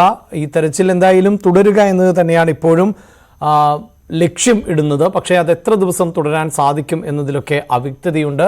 152 പേരെ കണ്ടെത്താനുണ്ട് എന്നതാണ് സർക്കാരിൻ്റെ ഔദ്യോഗികമായ കണക്ക്. പക്ഷേ അതിലും ഏറെ ആളുകൾ ഈ പ്രദേശത്ത് ഉണ്ടായിരുന്നു എന്ന് പ്രദേശവാസികൾ തറപ്പിച്ചു പറയുന്ന സാഹചര്യം ആണ് ഇപ്പോഴും ഉള്ളത്. ഇതുമായി ബന്ധപ്പെട്ട മറ്റു വാർത്തകൾ പരിശോധിക്കുമ്പോൾ 100 കണക്കിന് ജീവിതങ്ങളെ തകർത്തെറിഞ്ഞ ദുരന്തത്തിൽ ഭാഗ്യം കൊണ്ട് രക്ഷപ്പെട്ടവരും ഉണ്ട്. വീടിൻ്റെ സ്ഥാനത്ത് കല്ലുകൾ മാത്രം ബാക്കിയായപ്പോൾ വീട്ടുകാർക്ക് വീണ്ടെടുക്കാനായത് ഏതാനും കമ്പിളിപ്പുതുപ്പുകൾ മാത്രം. കയ്യിൽ കിട്ടിയ തുണികൾ ചാക്കിലാക്കി പുഞ്ചിരിമട്ടത്തോട് എന്നേക്കുമായി യാത്ര പറഞ്ഞ് മലയിറങ്ങി അവർ. പൂർണ്ണമായി തകർന്ന വീടുകളിൽ നിന്ന് കയ്യിൽ കിട്ടിയതൊക്കെ ചാക്കുകളിൽ നിറച്ചുകൊണ്ട് ജീവനും കൊണ്ട് ഓടി രക്ഷപ്പെടുന്ന പ്രദേശവാസികളായ ആളുകൾ ആ ദുഃഖം നമ്മോടൊപ്പം പങ്കുവെക്കുകയാണ്. നിങ്ങളുടെ വീട് ഇവിടെ എവിടെയായിരുന്നിരുന്നത്? നമ്മുടെ വീട് അങ്ങ് മേലെയായിരുന്നു. ഫസ്റ്റ് നമ്മളെ വീട് തുടക്കം ഉരുൾപൊട്ടല് പോയത്. അപ്പൊ ഒരു സൈഡിലായിട്ട് നിങ്ങളുടെ പേരെങ്ങനെയാണ്? നിഖിൽ കൃഷ്ണൻ. നിഖിൽ കൃഷ്ണൻ. ആ വീട്ടില് ബാക്കിയുള്ളവരൊക്കെ നമ്മളെ സേഫാ. ഞങ്ങളന്ന് ഉച്ചക്ക് പോയി, അതായത് ഈ ഉച്ചക്ക് പോയി, അതുകൊണ്ട് സേഫായി. നല്ല മഴ ഉണ്ടായിരുന്നു, അപ്പൊ ഉച്ചക്ക് പോയി. അതായത് ഇങ്ങനെ ഒരു ദുരന്തം ഉണ്ടാകാനുള്ള സാധ്യത ഉണ്ടെന്ന് തോന്നിയായിരുന്നു? ഇല്ലല്ല, അങ്ങനെ തോന്നിയിട്ടൊന്നുമില്ല. സാധാരണ പോകുന്ന പോലെ പോയതാ. പെങ്ങളെ വീട്ടിലോട്ട് പിറ്റേന്ന് വരാറിഞ്ഞിട്ട് പോയതാ. എവിടെയാണ് നിങ്ങൾ എങ്ങോട്ടായിരുന്നു മാറിയത്? പെങ്ങളെ വീട്ടിലോട്ട്. അതിവിടെ അടുത്ത് തന്നെയായിരുന്നു? അത് തൃക്കേപ്പറ്റ. ഓക്കെ. അപ്പൊ പിന്നെ ഇന്നാണോ തിരിച്ചു വരുന്നത്? അല്ലല്ല, ഇന്നലെ മിഞ്ഞാന്നൊക്കെ വന്നു. അപ്പൊ സാധനങ്ങൾ മായ്ച്ചിട്ടതായിരുന്നു. 2-3 പുതപ്പേ കിട്ടിയുള്ളൂ. അത് മായ്ച്ചിട്ട് അപ്പൊ ഉണങ്ങിയപ്പോ എടുത്തിട്ട് വന്ന. നിങ്ങളുടെ വീട് എവിടെയാണ്? പേരെന്താണ്? ചെറിയപാല. വീടിന്റെ സ്ഥാനത്ത് എന്തെങ്കിലും സാധനങ്ങൾ കിട്ടിയോ അവിടുന്ന്? ഇതൊന്നും കിട്ടില്ല. ഈ ചാക്കിലുള്ളത് എന്റെ ബന്ധപ്പെട്ട ആളാ. അദ്ദേഹത്തിന്റെ വീട്ടിൽ നിന്ന് കിട്ടിയ ഈ പുതപ്പുകളും മറ്റു സാധനങ്ങളും? പുതപ്പ് സാധനങ്ങളൊക്കെ വേറൊന്നും എല്ലാം പോയി. വേറെ എല്ലാം പോയി. ഇപ്പൊ എവിടെയാ താമസിക്കുന്നത് അപ്പം? ക്യാമ്പില മേപ്പാടി ക്യാമ്പില. അപ്പോൾ അതാണ് കാഴ്ച. കാരണം ഈ ദുരന്തത്തിൽ ആദ്യമായി ഉരുൾപൊട്ടലുണ്ടായി. ആദ്യഘട്ടത്തിൽ, അതായത് ഞായറാഴ്ച തന്നെ അതിശക്തമായ മഴ 29-ാം തീയതി ഞായറാഴ്ച മുതൽ ഇവിടെ പെയ്തുകൊണ്ടിരിക്കുകയായിരുന്നു. 30-ാം തീയതി രാവിലെ ഇവിടെ നിന്ന് താമസം മാറി പോയ ആളുകൾ, ഭാഗ്യം കൊണ്ട് ജീവൻ തിരികെ കിട്ടിയ ആളുകൾ ആ വീടുകളിരുന്ന സ്ഥാനത്ത് ഇപ്പോൾ മിച്ചമൊന്നുമില്ല. ശേഷിച്ചിരുന്നവ 2 ചാക്കുകളിലാക്കി. ഒരു വീട്ടിൽ നിന്ന് ആകെ ആ കുടുംബമായി താമസിച്ചിരുന്ന സ്ഥലത്തുനിന്ന് ഇനി മിച്ചമുള്ളത് ഈ ചാക്കിൽ കാണുന്ന തുണിക്കട്ടികൾ മാത്രമാണ്. ജീവനും കൊണ്ട് രക്ഷപ്പെട്ടവർ, അല്ലെങ്കിൽ ഈ പ്രളയത്തിന് തൊട്ടുമുമ്പ്, ഈ മണ്ണിടിച്ചിലിന്, ഉരുൾപൊട്ടലിന് തൊട്ടുമുമ്പ് ആ പ്രദേശത്ത് നിന്ന് രക്ഷപ്പെട്ടവർ ആണ് അവർ. അവരെ സംബന്ധിച്ചിടത്തോളം ഇനിയൊന്നും ബാക്കിയില്ല. വീടിരുന്ന സ്ഥാനത്ത് മൺകൂന മാത്രമാണ് ഇപ്പോഴുള്ളത്. കയ്യിൽ കിട്ടിയത് ഡാൻ സൂചിപ്പിച്ചതുപോലെ ഏതാനും ചില വസ്തുക്കൾ മാത്രമാണ്. മുണ്ടക്കയിൽ നിന്നെത്തിയ ആദ്യ ഫോൺ കോൾ മുതൽ രാപ്പകൽ ഇല്ലാതെ ദുരന്തമേഖലയിലെ സാന്നിധ്യമാണ് സംസ്ഥാന അഗ്നിരക്ഷാസേന. കേന്ദ്രസേനകളും മറ്റ് രക്ഷാസംഘങ്ങളും എത്തുന്നതിനു മുമ്പേ സാധ്യമായ എല്ലാ മാർഗങ്ങളിലൂടെയും ദുരിതബാധിതരിലേക്ക് രക്ഷയുടെ കരങ്ങൾ എത്തിക്കുകയായിരുന്നു ഇവർ. സമാനതകളില്ലാത്ത ദുരന്തത്തിനാണ് വയനാട് സാക്ഷ്യം വഹിച്ചത്. 2 ഗ്രാമങ്ങളെ അടക്കം വിഴുങ്ങിക്കൊണ്ടാണ് ഈ ഒരു ഉരുൾപൊട്ടൽ വലിയ നാശം വിധിക്കുകയും ചെയ്തത്. ആ സമയത്ത് ദുരന്തമുഖത്തേക്ക് ആദ്യം ഓടിയെത്തിയവരിൽ പ്രധാനികളാണ് കേരള ഫയർ ആൻഡ് റെസ്ക്യൂ ടീമുകൾ. എനിക്ക് പിന്നിൽ നിൽക്കുന്ന ഇവരെല്ലാം തന്നെയായിരുന്നു ആദ്യ സമയത്ത് ഈ ചൂരൽമലയെ ബന്ധിക്കുന്ന ആ പാലം ഒഴുകിപ്പോയപ്പോൾ അവിടെ പ്രത്യേകം സിപ്പ് ലൈൻ തയ്യാറാക്കി മെഡിക്കൽ സംഘത്തെ അപ്പുറത്തേക്ക് എത്തിക്കുകയും ഒപ്പം തന്നെ കൊച്ചുകുട്ടികളെ പോലും തിരികെ എത്തിക്കുന്നതിൽ പ്രധാന പങ്കുവഹിച്ച ആളുകളാണ് ഇവർ നിൽക്കുന്നത്. എങ്ങനെയായിരുന്നു ആ ഒരു സമയത്ത് ഓർത്തെടുക്കുന്നത്? നമ്മൾക്ക് ഈ ചൂരൽമല പ്രദേശത്ത് ഈ ഉരുൾപൊട്ടൽ ഉണ്ടായി എന്ന് പറഞ്ഞുകൊണ്ടൊരു മെസ്സേജ് കൽപ്പറ്റ ഫയർ സ്റ്റേഷനിലേക്ക് വരുമ്പോൾ വന്ന ആ സെക്കൻഡിൽ തന്നെ അവിടുന്ന് വാഹനങ്ങളും ജീവനക്കാരും ടേൺ ഔട്ട് ആവുകയാണ്. അതിനെ തുടർന്ന് ബത്തേരി ഉൾപ്പെടെയുള്ള കാര്യങ്ങളിൽ വിവരം അറിയിക്കുകയും അവരെല്ലാവരും പോകുന്നു. പക്ഷേ ഈ ഫസ്റ്റിലത്തെ ഒരു പൊട്ടൽ ഉണ്ടായ സമയത്താണ് ഈ ആ പ്രദേശത്തുള്ള മുണ്ടക്കൈ ഭാഗത്തുള്ള ആളുകൾ വിളിച്ചറിയിക്കുന്നത്. അറിയിച്ച ആ സമയത്ത് തന്നെ അവിടുന്ന് വന്നു. പക്ഷേ ഈ വരുന്ന പ്രദേശങ്ങൾ മുഴുവൻ, റോഡുകൾ മുഴുവൻ മരങ്ങൾ വീണ് ബ്ലോക്കായി സഞ്ചാരയോഗ്യമല്ലാത്തൊരു ഇതായിരുന്നു. ആദ്യത്തെ നമ്മളെ ലക്ഷ്യം എന്ന് പറയുന്നത് സഞ്ചാരയോഗ്യമാക്കുക എന്നുള്ളത്. അങ്ങനെ അത് ആ മരങ്ങൾ മുഴുവൻ മുറിച്ചു മാറ്റി കൊണ്ടാണ് ഈ ചൂരൽമല അങ്ങാടിയിലേക്ക് നമ്മളെ രക്ഷാപ്രവർത്തകർ എത്തുന്നത്, ഫസ്റ്റ് ടീം എത്തുന്നത്. ആ സമയത്ത് ഇവിടെ നാട്ടുകാർ മാത്രമാണ്, ഈ കരയിലുള്ള നാട്ടുകാരും അപ്പുറത്തുനിന്ന് കൂട്ടക്കരച്ചിലും മറ്റുള്ളതെല്ലാം കേൾക്കുന്നുണ്ട്. അപ്പൊ ഇവര് ഈ മരങ്ങൾ മുറിച്ച് മാറ്റുന്ന സമയത്ത് തന്നെ മുറിച്ചു മാറ്റുന്ന സമയത്ത് തന്നെ രണ്ടാമത്തത് പൊട്ടിക്കഴിഞ്ഞു. അപ്പൊ അതാണൊരു ഭീകരമായിട്ട് വന്നൊരു സംഭവം. അത് കഴിഞ്ഞ് ഇവിടെ ഈ സമയത്ത്, അതായത് ആദ്യം ഉരുൾപൊട്ടിയ സമയത്ത് ഈ പാലത്തിന് കേടുപാടുകൾ ഉണ്ടായില്ല. ആദ്യത്തെ പൊട്ടലിന് സമയത്ത് പാലത്തിന് കേടുപാടുകളില്ല. അപ്പം അത് നമ്മള് കൃത്യമായിട്ട് ആ പ്രദേശങ്ങൾ അറിയുന്ന ആളുകളാണ് കൽപ്പറ്റ ഫയർ സ്റ്റേഷനിലുള്ള ആളുകൾ. അപ്പോൾ അവര് വന്ന സമയത്ത് ആ പാലം രണ്ടാമത്തെ ഉരുൾപൊട്ടൽ കഴിഞ്ഞു. അപ്പോഴാണ് ഈ ചൂരൽമല അങ്ങാടി മുഴുവൻ വെള്ളം, ചളി ഉൾപ്പെടെ വരികയും അപ്പോൾ ഇവർക്ക് പരിചിതമുള്ള മേഖല ആയതുകൊണ്ട് തന്നെ പോകുന്ന സമയത്ത് ആ പാലം ഉൾപ്പെടെ അക്കരയ്ക്ക് കടക്കണം. കാരണം എന്താ വെച്ചാൽ അത്രയ്ക്കുള്ള ഒച്ചത്തിലുള്ള നിലവിളികളും എല്ലാമാണ് കേൾക്കുന്നത്. അപ്പോൾ ആ സമയത്ത് അവിടേക്ക് കടക്കണമെങ്കിൽ ഈ പുഴ കുത്തിയൊലിച്ച് പോകുന്ന രീതിയിലാണ്. അപ്പോൾ നിലവിൽ ഈ ഭാഗത്തുള്ള ആളുകളെ മൊത്തം മാറ്റുകയും അവസാനം അത്രയ്ക്ക് പ്രയാസപ്പെട്ട് അക്കരെ കയറാൻ വേണ്ടി നോക്കുന്ന സമയത്താണ് മൂന്നാമത്തെ പൊട്ട് വരുന്നത്. അതോടുകൂടെ നമ്മൾ ആ ഭാഗത്തുള്ളവർ എല്ലാവരും ജീവനക്കാരുൾപ്പെടെ ഓടി മാറുക ചെയ്തത്. അപ്പോൾ അതങ്ങോട്ട് കഴിയലും പിന്നെ പെട്ടെന്ന് നേരെ കയറി അവിടെ ഉള്ളിൽ അപ്പുറം കടക്കാൻ ശ്രമിച്ച് അങ്ങനെ അക്കരെ എത്തി നോക്കുന്ന സമയത്ത് നമ്മളെ ടീം എല്ലാവരും കൂടി അവിടെ എത്തുന്ന സമയത്ത് കാണുന്നത് എന്ന് പറഞ്ഞു കഴിഞ്ഞാൽ അവിടെ ഒരു 2-3 ജീപ്പ് അവിടെ ബാക്കിയായിരുന്നു. അവിടെ അവരുടെ ജീപ്പ് പരിക്ക് പറ്റാതെ. അപ്പോൾ അവിടെയുള്ള മാറി നിൽക്കുന്ന ആൾക്കാരെയും പരിക്ക് പറ്റിയ ആളുകൾ ഉൾപ്പെടെ അതിൻ്റെ അകത്ത് കുത്തി നിറച്ച് കൊണ്ടുവരുന്ന ഒരവസ്ഥയാണ്. ആ സമയത്ത് അവരെ ഇങ്ങോട്ടേക്ക് കടത്തണം എന്നുണ്ടെങ്കിൽ, കാരണം ഇവർക്ക് കൃത്യമായിട്ട് അറിയാം, സാധാരണയായി പറയുന്ന പോലെ ഒരു ഉരുൾപൊട്ടൽ നടന്നു, അത് ഒരു 40 മിനിറ്റിന് ശേഷം രണ്ടാമത്തെ പൊട്ടും എന്നൊക്കെ നമ്മൾ കേട്ടിട്ടുണ്ട്. അത് അതേപോലെ തന്നെയാണ് ഇവിടെ സംബന്ധിച്ചത്. നമ്മൾ ആളുകളോട് സംസാരിക്കുന്ന സമയത്തും അവരങ്ങനെയാ പറയുന്നത്. അവര് ഉരുൾപൊട്ടൽ സമയത്ത് ആദ്യത്തെ പൊട്ടിയ സമയത്ത് ആ മുണ്ടക്കൈ ഭാഗത്തുള്ളവരെല്ലാവരും പേടിച്ചുകൊണ്ട് ഓടി ഉയരത്ത് മാറി നിന്നു എന്ന് പറയുന്നത്. അപ്പോൾ രണ്ടാമത്തെ പൊട്ടിയപ്പോൾ അതുൾപ്പെടെ പോയതാണ് കൂടുതലായിട്ട് ഇതിനകത്ത് ജീവൻ നഷ്ടപ്പെടാനുള്ള സാഹചര്യം ഉണ്ടായത്. പിന്നെ കാണുന്നത് ശവശരീരങ്ങൾ അപ്പുറം ഇപ്പുറം മനുഷ്യ ശരീരം ഇങ്ങനെ ചെതറിക്കിടക്കുന്നതാണ്. അപ്പോൾ അതെടുക്കണോ അല്ലെങ്കിൽ നമ്മുടെ ആളുകളെ രക്ഷപ്പെടുത്തണോ എന്നുള്ള ശരിക്കും ആ ഒരു മാനസികാവസ്ഥയിൽ നിന്ന് അന്ന് ഫസ്റ്റിൽ പോയ ആളുകൾ മാറിയിട്ടില്ല എപ്പോഴും. കാരണം അവരൊരു ആകെ ഒരു അന്താളിച്ച അവസ്ഥ. പ്രത്യേകിച്ച് ഞങ്ങൾ ഫയർ റെസ്ക്യൂ ഡിപ്പാർട്ട്മെന്റിലെ ജീവനക്കാരാണ്. ഞങ്ങളിത് പിന്നെ ഇത്തരം ഇതിനെക്കാട്ടും ഭീകരാവസ്ഥയിലൊക്കെ നമ്മൾ കാണുന്നതാണ്. പല ആക്സിഡന്റിലും പലതിലും പെട്ടു. പക്ഷെ ഇതേപോലെ ഒരു രംഗം നമുക്ക് ആദ്യമായിട്ടാണ്. പിന്നെ ഒന്നാമത്തെ അപ്പം പുതുതായിട്ട് സർവീസ് കയറിയ ആളുകളുണ്ട്. അപ്പം അതിനെ തുടർന്ന് മറ്റുള്ള നിലയങ്ങളിലും കോഴിക്കോട് ജില്ലയിൽ നിന്നും കണ്ണൂർ ജില്ലയിൽ നിന്നും എല്ലാവരും ആ സമയത്ത് ആളുകളൊക്കെ എത്തി. അപ്പം ഉടനെ നമ്മളെ കയ്യിലുള്ള ഒരു ആയുധം അത് ശാസ്ത്രീയമാണോ എന്ന് ചോദിച്ചാൽ അല്ല എന്ന് പറയേണ്ടി വരും.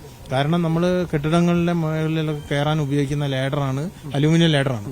അപ്പൊ അത് എക്സ്റ്റെൻഡ് ചെയ്തിട്ട് പറ്റാവുന്ന ഒരു സ്ഥലത്ത് വീതി പൊതുവെ വീതി കുറഞ്ഞ പുഴയിൽ വീതി കുറഞ്ഞ ആ സമയത്ത് രൂപപ്പെട്ടതാണ് ആ വീതി പുഴ. അപ്പോൾ അതിന് കുറുകെ നമ്മൾ ലേഡർ നമുക്ക് ആ സമയത്ത് ഫസ്റ്റിൽ വന്ന ടീമിന് തോന്നിയ ഒരു ബുദ്ധിയാണ്. പെട്ടെന്ന് നമ്മൾ സാധാരണയായിട്ട് അങ്ങനെ ചെയ്യാം. പെട്ടെന്ന് ഞങ്ങള് ഒരു 6 പേര് ഒരു സ്പോട്ടിലേക്ക് എത്തുമ്പോൾ ഒരു അത്രയും പ്രതീക്ഷയോടെയാണ് അപകടത്തെ പറ്റിയ ആളുകൾ വിളിക്കുന്നത്. ആ സ്പോട്ടിലേക്ക് എത്തുന്ന സമയത്ത് ആ 6 പേർക്ക് എന്താണോ തോന്നുന്നത്, അല്ലാതെ ഞങ്ങൾക്കൊരു കമാൻഡിനൊന്നും അന്നേരം കാത്തു നിൽക്കാനുള്ള സമയമൊന്നുമില്ല. ആ 6 പേര് തീരുമാനിക്കുന്ന കാര്യങ്ങളാണ് അവിടെ നടപ്പാകുന്നത്. ഇതുവരെ അത് പരാജയപ്പെട്ടിട്ടില്ല. അതിന്റെ ഉദാഹരണമാണ് സ്ലിപ്പ് ലൈൻ പാലം എന്ന് പറയുന്നത്. അപ്പൊ അതിലൂടെ നമ്മൾ ആളുകളെ കൊണ്ടുവരികയും മറ്റുള്ള ഇപ്പം വന്ന ആർമി ഉൾപ്പെടെ ആ പാലം വഴിയാണ് അക്കരെ എത്തിയത്. പിന്നെ അതിനുശേഷമാണ് ബെയിലി പാലം എല്ലാം വരുന്നത്. പക്ഷെ ഈ ഒരു ഭീകരാവസ്ഥ, ആളുകൾക്ക് പരിക്ക് പറ്റിയും ആളുകൾ ഇപ്പോൾ ഒരു ചളിയിൽ പൂണ്ട് കിടക്കുന്ന ഒരാളെ ബത്തേരി സ്റ്റേഷനിലെ fire and rescue officer Nibin Das രക്ഷപ്പെടുത്തി. നിബിൻ ദാസും ടീമും. ഇതിലൊരാളെ പേര് പറയാൻ പറ്റില്ല. കാരണം എന്ന് വെച്ചാൽ ഇത് ടീം വർക്കാണ്, ടീമാണ്. നമ്മൾ അവിടേക്ക് ഉപയോഗിച്ചതും ഈ ലേഡറാണ്. ലേഡർ പിടിച്ചുകൊണ്ടാണ് നമ്മൾ ആ ചളിയിൽ അത്രയ്ക്കും ആഴത്തില് മീറ്റർ കണക്കിന് ഇതിലുള്ള ചളികളിൽ കൂടെ നമ്മൾ ഈ ലേഡർ പിടിച്ചുകൊണ്ടാണ് പോയത്. അപ്പൊ നമുക്ക് എന്താണോ ആയുധം കിട്ടുന്നത് അത് വെക്കുക എന്നുള്ളത്. അപ്പൊ അത് ഉപയോഗിച്ചിട്ടാണ് ചെയ്യുന്നത്. പക്ഷെ മുൻകാലങ്ങളിൽ നിന്ന് വ്യത്യസ്തമായിട്ട് നമ്മൾക്ക് പല ടീമുകളായിട്ട് ഇതിന്റെ അകത്ത് ഫോം ചെയ്തിട്ടുണ്ട്. അതെല്ലാം ഫയർഫോഴ്സ് ആണ്. ഇത്തരത്തിലൊരു ദുരന്തം ഉണ്ടായപ്പോൾ നിങ്ങളുടെ സേവനം എല്ലാവർക്കും അഭിനന്ദനം അറിയിക്കുന്ന ഒരു കാര്യം തന്നെയാണ്. അതെല്ലാവരും മറക്കില്ല. ഒരിക്കലും പബ്ലിസിറ്റിക്ക് വേണ്ടി ഇങ്ങനെ പറയില്ലെന്ന് എല്ലാവർക്കും അറിയാം, ജനങ്ങൾക്കറിയാം. എന്തായാലും നമുക്ക് ആ ഒരു സിപ്പ് ലൈനിന്റെ അതിലേക്ക് തന്നെ വരാം. നിഖിൽ അല്ലെ, ആ ഒരു നിമിഷത്തെ എങ്ങനെയാണ്? ആ ഒരു നിമിഷം എന്ന് പറഞ്ഞാൽ നമ്മുടെ ടീം ഇവിടെ വന്ന സമയത്ത് ശൈൽ സാർ പറഞ്ഞ പോലെ ഒരു ഭയാനകമായ ഒരവസ്ഥയായിരുന്നു.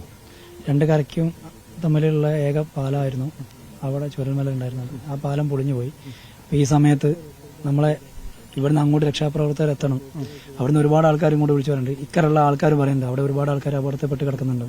അപ്പോൾ ആ സമയത്താണ് നമ്മളെ റോപ്പ് റെസ്ക്യൂ ടീം ഇവിടുന്ന് അങ്ങോട്ട് റോപ്പ് എൻകറേജ് ചെയ്തിട്ട് ഇവിടുന്ന് അങ്ങോട്ട് രക്ഷാപ്രവർത്തകരെയും അതേപോലെ തന്നെ രക്ഷാപ്രവർത്തനത്തിനുള്ള ഉപകരണങ്ങളും അതേപോലെ തന്നെ അവിടെയുള്ള ആൾക്കാർ ആ ഒരു സമയത്ത് പറഞ്ഞാൽ അവർ ഫുഡ് പോലും കഴിക്കാണ്ട് ഒരു ഉച്ചവരെയുള്ള സമയം വരെ ഫുഡ് പോലും കഴിക്കാണ്ട്, ചെറിയ കുട്ടികൾ മുതൽ പ്രായമായ ആൾക്കാർ വരെ ഫുഡ് കഴിക്കാണ്ട് നിൽക്കുകയാണ്. അപ്പോൾ ഈ സമയത്ത് ഫുഡും അങ്ങനെയുള്ള പിന്നെ അതേപോലെ തന്നെ ഡോക്ടേഴ്സിന്, നേഴ്സിന് അവരുടെ എമർജൻസി ആയിട്ടുള്ള വേണ്ടുള്ള ഫസ്റ്റ് എയ്ഡുകൾ എല്ലാം നമ്മളെ റോപ്പ് റെസ്ക്യൂ വഴിയാണ് നമ്മൾ അവിടേക്ക് എത്തിച്ചത്. അപ്പം നമുക്കിവിടെ ആ ഒരു സമയത്ത് ഇവിടെ എത്തിച്ചേർന്ന് കണ്ണൂർ, കോഴിക്കോട്, വയനാട് ഈ ജില്ലയിലുള്ള എല്ലാ അതേപോലെ തന്നെ കേരളത്തിൽ നിന്നുള്ള പല ജില്ലയിൽ നിന്നുള്ള റോപ്പ് റെസ്ക്യൂ ടീം ഇവിടെ പെട്ടെന്ന് തന്നെ എത്തി. അപ്പോൾ ഈ ടീമാണ് നമ്മൾ റോപ്പ് റെസ്ക്യൂ വഴി നമ്മൾ ഈ ആക്സസ് ചെയ്തുകൊണ്ടിരുന്നത്. അപ്പോൾ അങ്ങനെയാണ് ഞാൻ അക്കരയ്ക്ക് എത്തുന്നത്.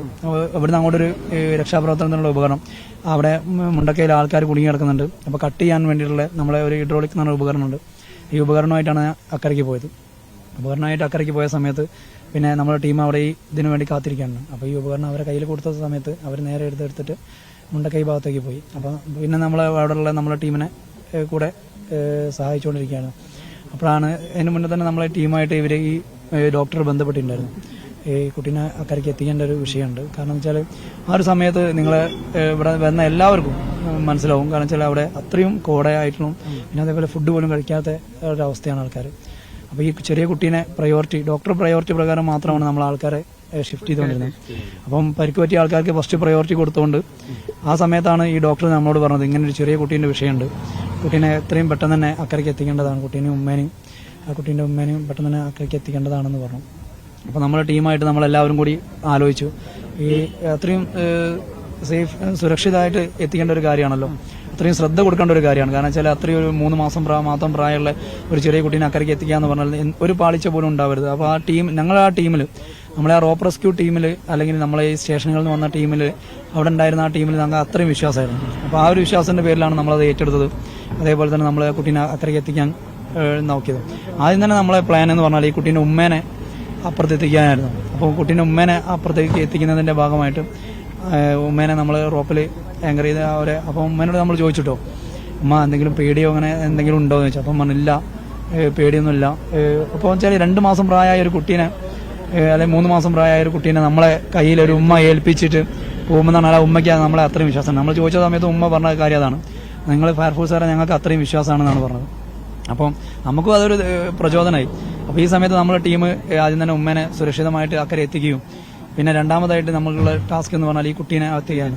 അങ്ങനെ ഞാനൊരു നിമിത്തമായി എന്ന് മാത്രമേ ഉള്ളൂ, ഞാനല്ലെങ്കിൽ വേറെ ആരും നമ്മുടെ ടീമുള്ള ആരെങ്കിലും ചെയ്യുന്നുള്ളത് നമുക്ക് ഉറപ്പാണ്. അപ്പോൾ അങ്ങനെ രണ്ടാമത് ഈ കുട്ടീനെ നമ്മൾ സുരക്ഷിതമായിട്ട് ഡോക്ടർ കണ്ടായിരുന്നോ കുട്ടിയെ? കുട്ടീനെ കണ്ടില്ല. അപ്പോൾ കുട്ടീനെ നമ്മൾ എടുത്തു റോപ്പിൽ ഞങ്ങൾ അക്കരയ്ക്ക് എത്തിക്കാനും. അപ്പോൾ ആ ഒരു സമയത്ത് നമുക്ക് വൈകാരികമായിട്ടുള്ള ഒരു മനുഷ്യനുണ്ടാവുന്ന പല വികാരങ്ങളും ഉണ്ടായിപ്പോയി. കാരണം വെച്ചാൽ നമ്മൾ കുട്ടീനെ ചേർത്ത് പിടിച്ചുപോയി. കുട്ടി ഒരിക്കലും യാതൊരു കാരണവശാലും താഴ്ത്ത് വീഴരുത് എന്നുള്ള നമുക്കൊരു ഇതുണ്ടല്ലോ.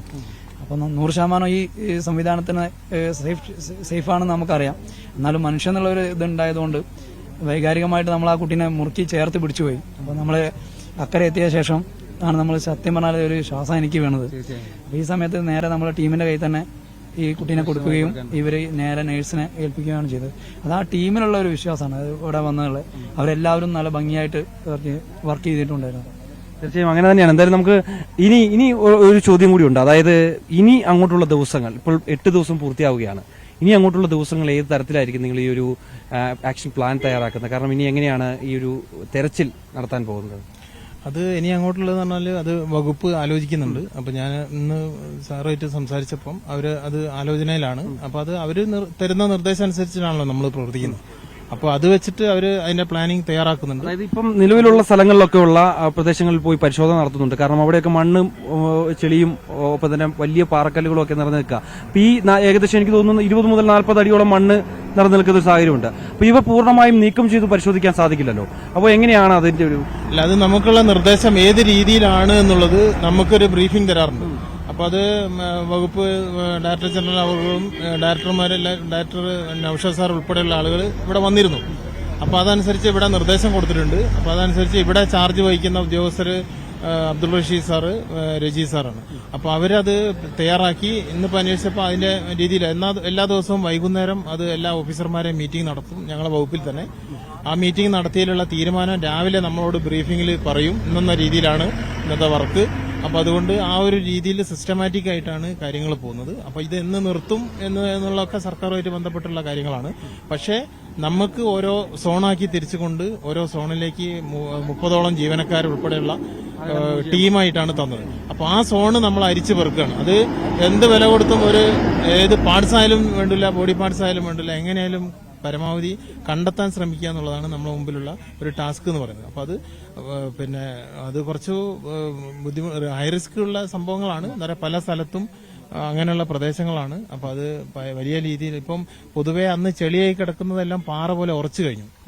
അപ്പൊ അതെല്ലാം ആ ഒരു രീതിയിലേക്ക് മെയിനായിട്ട് മെഷീനറി വെച്ചുകൊണ്ടുള്ള കാര്യങ്ങൾ മാത്രമേ സാധ്യമാവുള്ളൂ. പിന്നെ വലിയ കണ്ടിട്ടുണ്ടാവും വലിയ വലിയ പാറകള്, വലിയ അത്രയ്ക്കുള്ള മരങ്ങളെല്ലാം ഒരു ഭാഗത്തേക്ക് മാറ്റി. പക്ഷെ ഇതിനകത്തുള്ള അവസ്ഥ എന്തൊക്കെയാണെന്നുള്ളത് അറിയില്ല. അത് നമ്മൾ ഓരോ സോൺ തിരിച്ചുകൊണ്ട് പരിശോധന നടക്കുന്നത്.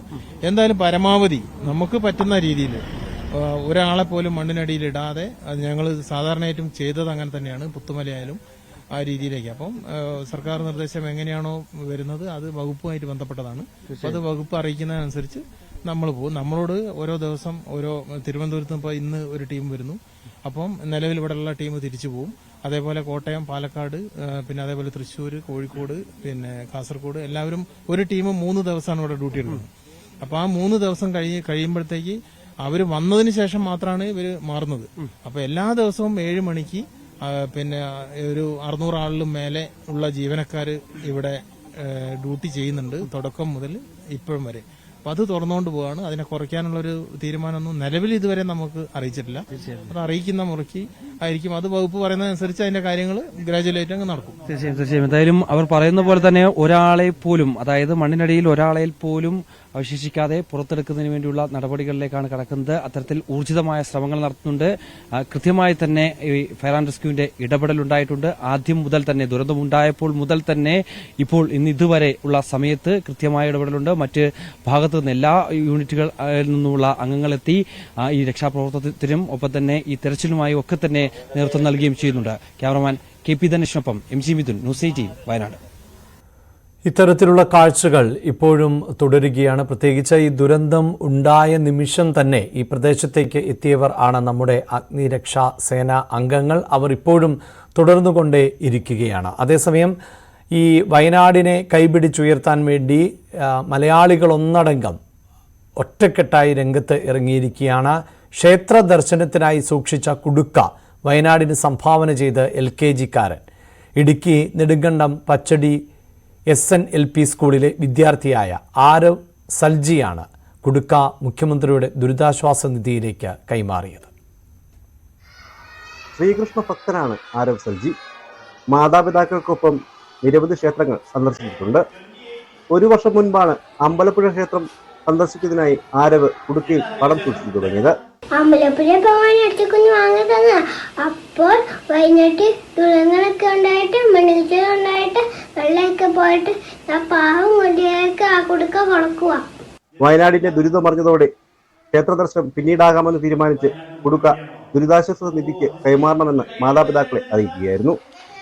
അമ്മ ദീപിക്കൊപ്പം സ്കൂളിലെത്തി കുടുക്ക ഹെഡ്മാസ്റ്റർ ബിജു പുളിക്കലേടത്തിന് കൈമാറി. അവിടെ പോയി അവിടെ നേർച്ച ഇടാൻ വേണ്ടി വെച്ചത് ഈ പൈസ ആരും നമ്മുടെ സ്കൂളിലേക്ക് തന്നിരിക്കുന്നു. എന്തിനാ? സ്കൂളിൽ നിന്നിട്ട് വയനാട്ടിൽ വലിയ ദുരന്തമുണ്ടായില്ലേ? വയനാട്ടിൽ വലിയ ദുരന്തം പത്തി വായിച്ചാണോ? വലിയ മണ്ണിടിച്ചിലും ഉരുൾപൊട്ടലും ഒത്തിരി പേരെ അവിടെ കാണാൻ കഴിയും. ആരവ് കുടുക്കയിൽ സൂക്ഷിച്ച തുക സ്കൂൾ അധികൃതർ ദുരിതാശ്വാസ നിധിയിലേക്ക് കൈമാറും. വയനാട്ടിൽ ദുരിതമനുഭവിക്കുന്ന കുട്ടികൾക്കായാണ് ആരവ് തന്റെ കൊച്ചു സമ്പാദ്യം കൈമാറിയത്. ന്യൂസ് 18 ഇടുക്കി. ഇടവേള.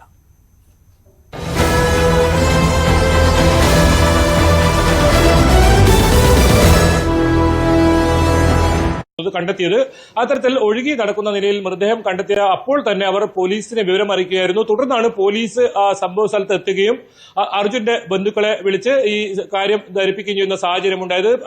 1:30 കൂടിയാണ് ഇത്തരത്തിൽ മൃതദേഹം കണ്ടെത്തിയത്. ആദ്യം ഈ വിവരം ന്യൂസ് 18 ആണ് ഈ സംഭവം പുറത്ത് വിടുന്നത്. ഇത്തരത്തിലൊരു മൃതദേഹം കണ്ടെത്തിയിരിക്കുന്നത് അർജുന്റേതാണോ എന്ന ഒരു സംശയമുണ്ട് എന്ന ഒരു കാര്യം ന്യൂസ് 18 ആണ് ആദ്യം പുറത്ത് വിടുന്നതും. അത് സംബന്ധിച്ച് പിന്നീട് ഇതുവരെ ഇതുമായി ബന്ധപ്പെട്ട് പോലീസ് പരിശോധന ആരംഭിച്ചിട്ടുണ്ട്. പക്ഷേ അവർക്ക് ഇതുവരെ ഇതിനെ സംബന്ധിച്ച ഒരു സ്ഥിരീകരണം ഇതുവരെ നമുക്ക് അവിടെ നിന്നും നൽകാനായിട്ടില്ല. ഇത് ആരുടെ മൃതദേഹം എന്നുള്ളതിൽ ഒരു അവ്യക്തത ഇപ്പോഴും തുടരുകയാണ്. പോലീസ് പരിശോധന നടത്തുന്നു എന്നുള്ളതാണ് മനസ്സിലാക്കുന്നത്. എന്താണ് ഏറ്റവും പുതിയ അപ്ഡേറ്റ്?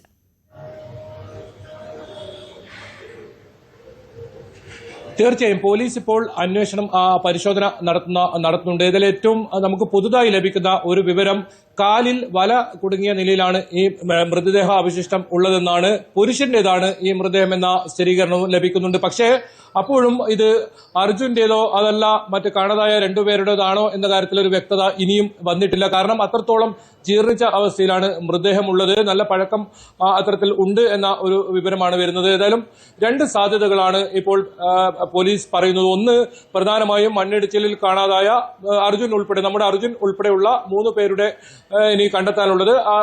ഇവരുടേത് ആരുടേതെങ്കിലുമായിരിക്കാം. അതല്ലെങ്കിൽ കഴിഞ്ഞ 6 ദിവസം മുൻപ് ഒരു മത്സ്യത്തൊഴിലാളിയെ ഈ പ്രദേശത്ത് നിന്നും കാണാതായിരുന്നു. ഇനി അദ്ദേഹത്തിന്റെ മൃതദേഹം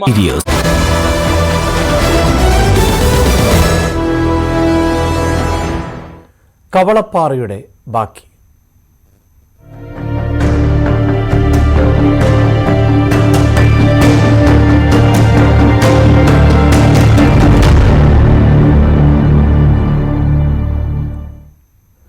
കവളപ്പാറ മണ്ണിടിച്ചിൽ ദുരന്തം ഇന്നും നടുക്കുന്ന ഓർമ്മയാണ് അതിൽ നിന്നും രക്ഷപ്പെട്ടവർക്ക്.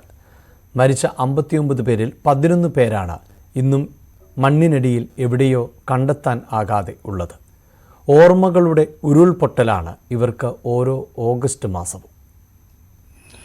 ഷിരൂരിലെ മണ്ണിടിച്ചിൽ ദുരന്തവും അർജുനുമൊക്കെ മലയാളികളുടെ മനസ്സിൽ വയ്ക്കുമ്പോൾ 5 വർഷം മുൻപ് കേരളത്തെ മുഴുവൻ നടുക്കിയ ഒരു ദുരന്തമുണ്ടായി നിലമ്പൂർ കവളപ്പാറയിൽ.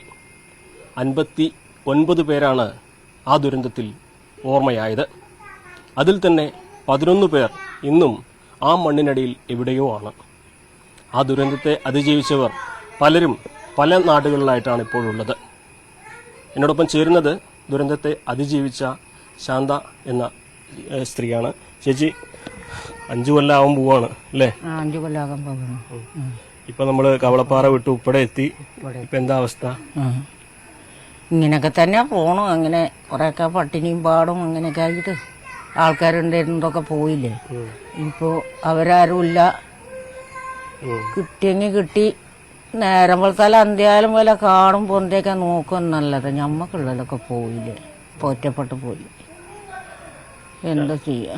ശാന്തേച്ചി 11 പേര് കിട്ടാണ്ടല്ലോ. അതില് ചേച്ചിയുടെ എത്ര പേരുണ്ട്? എനിക്ക് ഞാൻ പറഞ്ഞല്ലേ, എന്റെ ആളിയാക്ക, എന്റെ ഏട്ടത്തിന്റെ ആങ്ങള, ഏട്ടത്തിന്റെ മക്കള്, ഒരു 4 കുട്ടികളും ഒരു തള്ളയും. അതങ്ങനെ ഒക്കെ ഇതിന്റെ ഇടയിൽ ഒറ്റ കുട്ടികളും കിട്ടിയില്ല. ഉള്ള കാര്യം പറയാലോ. അതിന് ഒന്നായിട്ട് പോലെ കഞ്ഞി കുടിച്ചിട്ട് ഇങ്ങോട്ട് വരാമെന്ന് പറഞ്ഞിങ്ങോട്ട് എവിടെ കയറിയതായിരുന്നു എന്റെ വീട്ടിൽ നിന്ന്. അത് കയറിയ കയറ്റത്തില്ലേ ഇവരന്ത്യോളം അങ്ങനെ നടക്കല്ലേ ഓരോ പണിയൊക്കെ എടുത്തിട്ട്. നമുക്ക് പണിക്ക് പോകാതെ തിന്നാൻ കിട്ടില്ലല്ലോ. അപ്പോൾ അങ്ങനെ കഞ്ഞി കുടിക്കാൻ വേണ്ടി പോയതായിരുന്നു.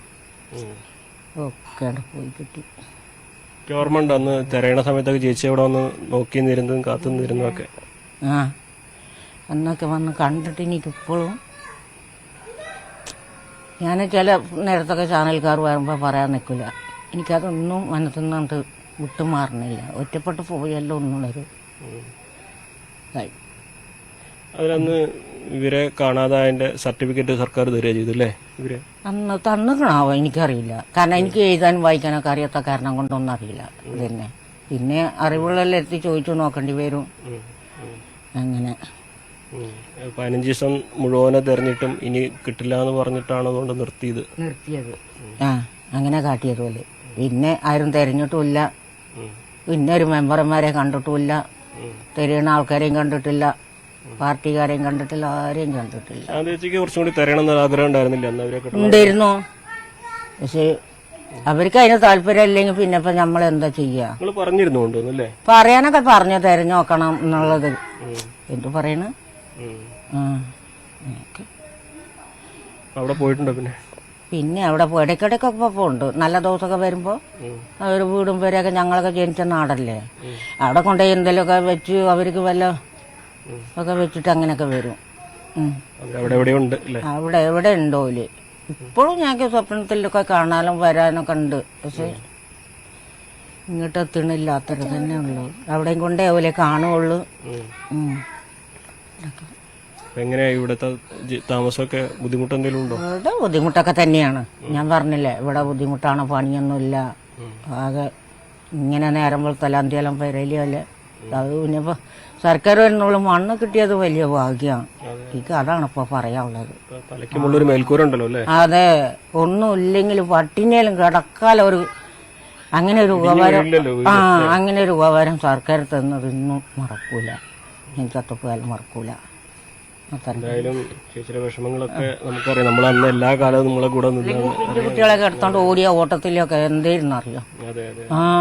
പൂളപ്പാടത്ത് കുറച്ച് ദിവസം നിന്ന് ഞങ്ങള് ക്യാമ്പിൽ പിന്നെ അക്കരെ പള്ളിയിൽ കുറെ നിന്ന് അവിടുന്നൊക്കെ വന്നിട്ടാണ് പിന്നെ ഞങ്ങൾക്ക് ക്യാമ്പില് അവിടെ വന്നിട്ടും കുഴപ്പമൊന്നുമില്ല കേട്ടോ. തീറ്റയൊക്കെ കുടിക്കുക ഒന്നിനും.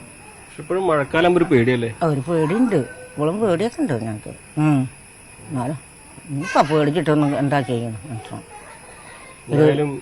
ഇപ്പൊ സുരക്ഷിതമായിട്ട് നിൽക്കാനുള്ള ഒരു സാഹചര്യം ഉണ്ടല്ലോ.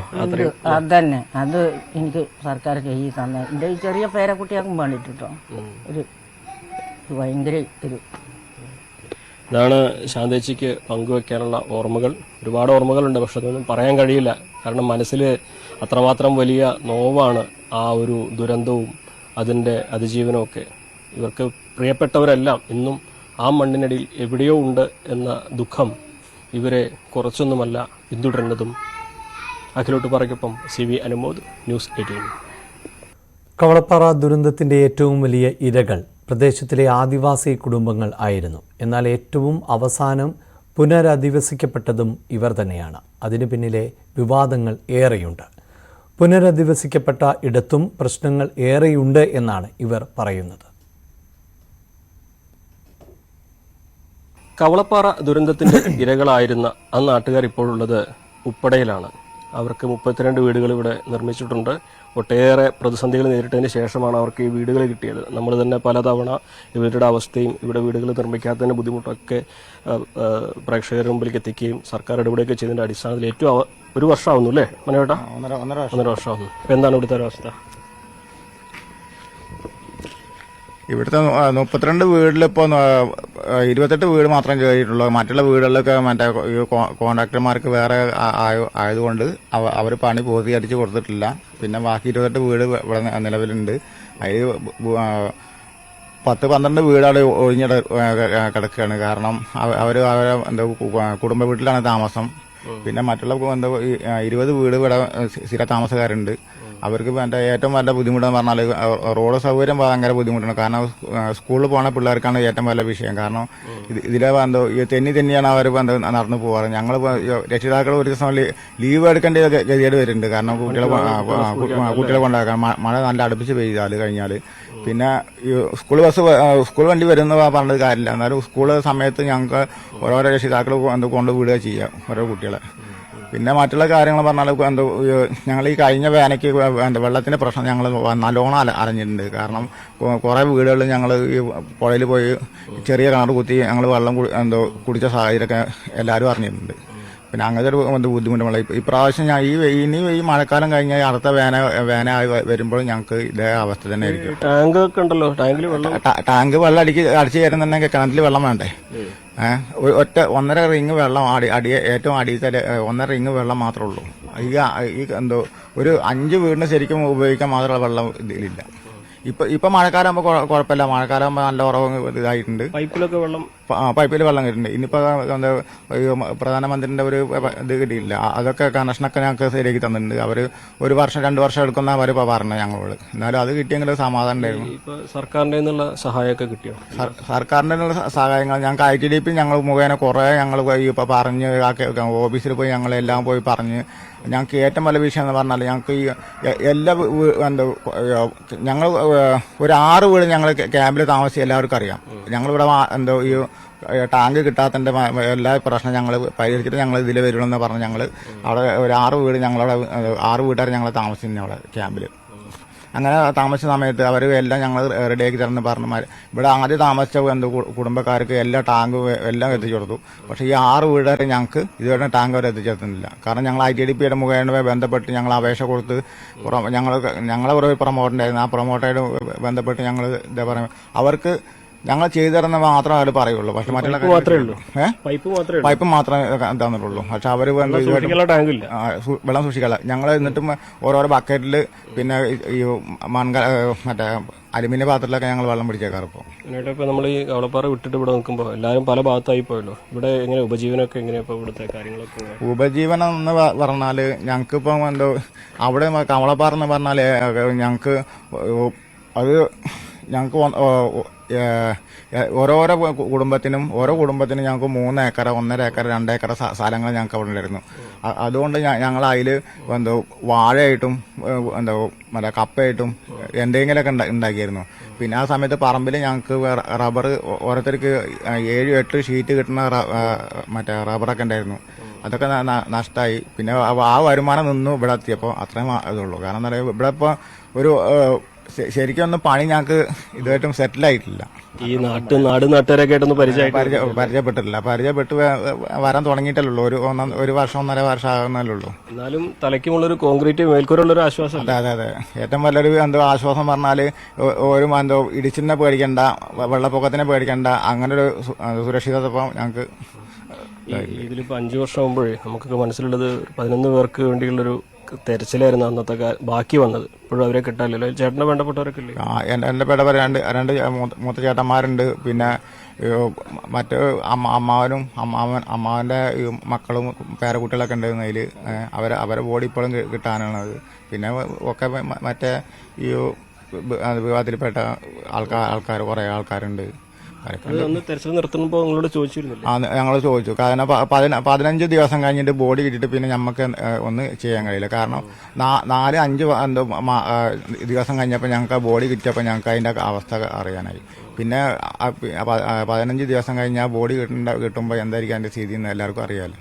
അപ്പോൾ ഞങ്ങൾ മനസ്സ് ഇതായിട്ട് ഞങ്ങൾ പറഞ്ഞു ഇനി ആ ബോഡി ഞങ്ങൾക്ക് കാണണമെന്ന് പറഞ്ഞ് ഞങ്ങൾ പഞ്ചായത്തിൽ പോയി പറഞ്ഞു. അവിടെ നേതാക്കന്മാരോടൊക്കെ പറഞ്ഞ് ഞങ്ങൾ ഒഴിവാക്കിച്ച അവിടെ തന്നെ ഉണ്ട് എന്നുള്ളൊരു ഉണ്ട് എന്നൊരു ഇത് മാത്രമേ ഉള്ളൂ.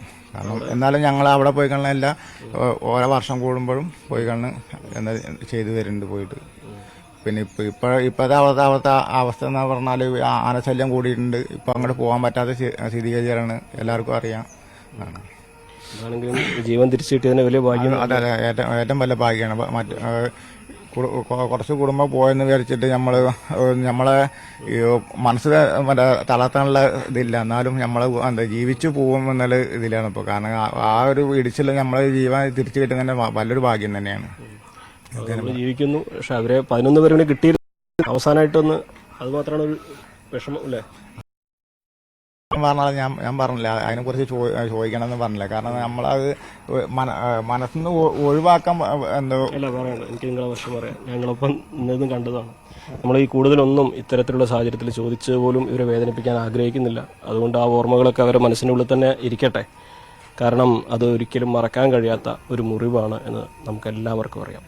അഖിലൂട്ട് പറയ്ക്കൊപ്പം CV അനുമോദ്, ന്യൂസ് 18. അതേസമയം വർഷം 3 ദുരന്തത്തിന്റെ ആഘാതം മാറാത്തവരാണ് കുട്ടിക്കൽ ഉരുൾപൊട്ടലിന്റെ ഇരകൾ. വീട് ഉൾപ്പെടെ പുനരധിവാസ പദ്ധതികൾ നടപ്പായി എങ്കിലും നോവുന്ന ഓർമ്മ ഇവരുടെ മനസ്സിൽ നിന്ന് മാഞ്ഞിട്ടില്ല. 2021 ഒക്ടോബർ 16 സമീപ പഞ്ചായത്തുകളായ കുട്ടിക്കലും കൊക്കയാറും ദുരന്തം ഉണ്ടായത്.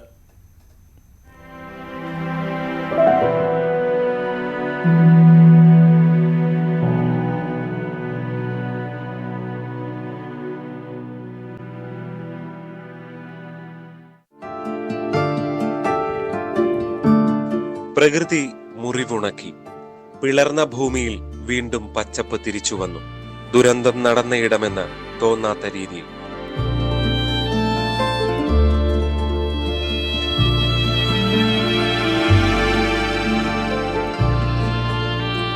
പക്ഷേ മനുഷ്യന്റെ മുറിവ് മാറുന്നില്ല. ഓർമ്മകൾ ഉറക്കം കെടുത്തുന്നു. ഒരാള് വഴി കുടുങ്ങിപ്പോയെന്ന് പറഞ്ഞ് പുള്ളിക്കാരനെ കുടിക്കൊണ്ടുവരാൻ വേണ്ടി തിരിച്ചങ്ങോട്ട് പോയി. അല്ലെങ്കിൽ ഞാൻ ഈ മണ്ണടി പെട്ടുപോയാലും ഇവിടെ വന്ന് സാധാരണ ഇതിൽ എല്ലാവരുമായിട്ട് വർത്താനം പറഞ്ഞ കടയിൽ വന്ന് ഇവിടെ ഒരു ചായക്കടയായിരുന്നു. ഈ ഭാഗത്തൊരു കടയുണ്ടായിരുന്നു. അവിടെ നിന്ന് കുറച്ച് നേരം വർത്താനമൊക്കെ പറഞ്ഞ് എല്ലാവരോടൊപ്പം വർത്താനം എല്ലാം പറഞ്ഞിട്ട് ഞാൻ സാധാരണ പോകുന്നത്. അപ്പോൾ അങ്ങനെ വഴി കുടുങ്ങിപ്പോയേണ്ട വഴിക്ക് മണ്ണിടിഞ്ഞ് വീണ് അതുകൊണ്ട് വഴി വരാൻ താമസിച്ചു. പിന്നെ ഞാൻ ആ കയറി പോകുന്ന വഴിക്കൊരു 200-250 മീറ്ററോളം മണ്ണ് മൊത്തം ഇടിഞ്ഞു വീണു. ഒരു വളവ് മുഴുവൻ മുകളിലത്തെ റോഡിൽ ഉൾപ്പെടുന്നതായിട്ട് മണ്ണിടിഞ്ഞ് വീണു. അവിടെ എല്ലാം ഒരു 17-18 ദിവസം കൊണ്ടാണ് നടക്കാൻ പോലും ആയത്. അപ്പം അങ്ങനെ ഒന്നും സംഭവിക്കില്ലായിരുന്നെങ്കിൽ ഒരാളെ കൂട്ടാൻ തിരിച്ചു പോയില്ലായിരുന്നു ഞാനും ഇതിനകത്ത് വിട്ടുപോയി. ഒരു 12 മണിയോട് കൂടിയാണ് ഇല്ല ഉരുള് ഒന്ന് കടന്നു പോകുന്നത്. ഉരുള് കടന്നു അവിടെ ലൈഫ് മിഷൻ്റെ വീടുണ്ടായിരുന്നു. ഇവിടെ ആയിട്ട് ചായക്കട ഉണ്ടായിരുന്നു. ആ വീട് എടുത്ത് ചായക്കട എടുത്ത് ഈ വീടിൻ്റെ ചായക്കടയ്ക്കകത്ത് 4 പേരുണ്ടായിരുന്നു. 7 പേരുണ്ടായിരുന്നു. 3 പിള്ളേർ ഓടി രക്ഷപ്പെട്ടു. പിന്നെ ആ ചായക്കട നടത്തുന്ന ചേച്ചിയും ഈ മുകളിലത്തെ വീട്ടിലെ ചേച്ചിയും ചേച്ചിയുടെ മകനെ, പിന്നെ ആ മുകളിലത്തെ വീട്ടിലെ ഒരു ചേച്ചി ചുമ്മാ വർത്താനം പറയുന്നു. ആ 4 പേർക്ക് ഓടി രക്ഷപ്പെടാൻ പറ്റിയില്ല. അവരെ ഈ ചായക്കട കൊണ്ടുപോയി കൊടുത്തിട്ട്. കൂട്ടിക്കൽ പഞ്ചായത്തിലെ പ്ലാപ്പള്ളിയിൽ മാത്രം 4 പേരുടെ ജീവനാണ് ഉരുൾപൊട്ടൽ കവർന്നെടുത്തത്.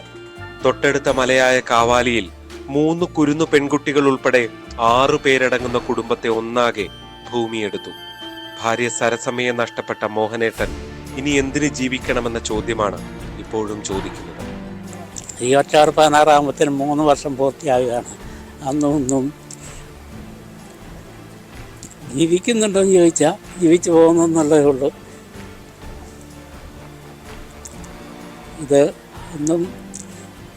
ഇതോർത്ത് സങ്കടപ്പെടാത്തതും കരയാത്ത ഒരു ദിവസം പോലും ഇല്ലെന്നാണ് എൻ്റെ ജീവിതത്തിലുള്ളത്. ഇങ്ങനെ ആയിരിക്കും ദൈവം വിധിച്ചിരിക്കുന്നത്. ചിലപ്പോൾ ഞാൻ ഓർക്കാറുണ്ട് എന്നെ എന്തിന്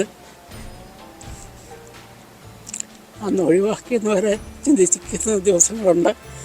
ദുരന്തത്തിന്റെ ഇരകളെല്ലാം സ്വന്തം ഭൂമിയിൽ നിന്ന് പലായനം ചെയ്തു. ആകെ 22 പേർക്കാണ് 2 പഞ്ചായത്തുകളിലായി ജീവൻ നഷ്ടപ്പെട്ടത്.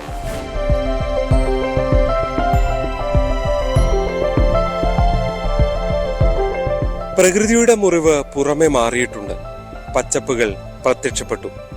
പക്ഷേ ഇവിടുത്തെ മനുഷ്യരുടെ മനസ്സിൽ വേദന മായാതെ തുടരുകയാണ്. പ്ലാപ്പള്ളിയിൽ നിന്നും ജി ശ്രീജിത്ത്, ന്യൂസ് 18.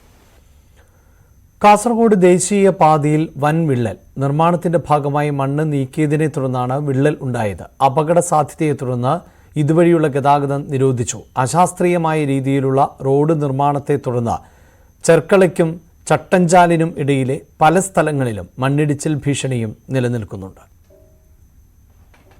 ദേശീയപാതയിൽ ചെർക്കളയ്ക്കും ചട്ടഞ്ചാലിനുമിടയിൽ കുണ്ടെടുക്കത്ത് കഴിഞ്ഞ ദിവസം രാത്രിയാണ് വിള്ളലുണ്ടായത്. ദേശീയപാത നിർമ്മാണത്തിന്റെ ഭാഗമായി വൻതോതിൽ മണ്ണ് നീക്കിയതാണ് ഇതിന് കാരണം. വിള്ളലുണ്ടായതിനെ തുടർന്ന് താഴെയുള്ള വീട്ടുകാരെ ഒഴിപ്പിക്കുകയും ഇതുവഴിയുള്ള വാഹന ഗതാഗതം പൂർണ്ണമായും നിരോധിക്കുകയും ചെയ്തിട്ടുണ്ട്. റോഡിൽ വൻ വിള്ളലുണ്ടായത് പ്രദേശത്ത് വലിയ അപകട ഭീഷണിയാണ് ഉയർത്തുന്നത്. അശാസ്ത്രീയമായ റോഡ് നിർമ്മാണത്തെ തുടർന്ന് ചെർക്കളയ്ക്കും ചട്ടഞ്ചാലിനുമിടയിലെ പല സ്ഥലങ്ങളിലും മണ്ണിടിച്ചിലും വ്യാപകമാണ്. NH റോഡ് നിർമ്മാണവുമായി ബന്ധപ്പെട്ട് ചെർക്കള മുതൽ ബേവിഞ്ച വരെ സങ്കീർണമായ അവസ്ഥയാണുള്ളത്. പുതിയ റോഡിന്റെ അലൈൻമെന്റ് മാറിയത് കാരണം കുന്നിടിച്ചും നിലവിലെ റോഡിനെ താഴ്ത്തിയുമാണ് പുതിയ റോഡ് കടന്നുപോകുന്നത്. 100-ൽ പരം വീടുകളുള്ള നിരവധി കുടുംബങ്ങൾ താമസിക്കുന്ന കുണ്ടടുക്കം, പൊലികുണ്ട്, കോയങ്ങാനം മൂല, സ്റ്റാർ നഗർ പ്രദേശങ്ങളാണ് അപകട ഭീഷണി നേരിടുന്നത്. ഇവിടെ നിന്ന് ഏകദേശം ഒരു 1 കിലോമീറ്റർ വലിയ ഇവർ കട്ടിങ് കയറ്റം കുറയ്ക്കുന്നതിന് ഭാഗമായിട്ട് കട്ടിങ് എടുത്തിട്ടുണ്ട്. അതിന് പ്രത്യേകിച്ച് ഒരു സംരക്ഷണമായിട്ട് കോൺക്രീറ്റ് ഒന്നും അവർ ചെയ്തിട്ടില്ല. അതുകൊണ്ട് ഇവർക്ക് ഞങ്ങൾക്ക് വലിയ ആശങ്കയുണ്ട്. ഇവിടെ ഇത് അങ്ങനെ ഇടിഞ്ഞു പോയാൽ താഴെയുള്ള എല്ലാ വീടുകളും ഏകദേശം 16-17 വാർഡുകൾ ഉൾപ്പെടുന്ന ഈ 2 താഴെയുള്ള മുഴുവൻ വീടുകളും ചന്ദ്രീപയിലേക്ക് എത്തുന്ന ഒരു അവസ്ഥയാണ് ഇപ്പോൾ നിലവിലുള്ളത്. പ്രദേശവാസികളുടെ ആശങ്ക അധികൃതരെ അറിയിച്ചിട്ടുണ്ട്.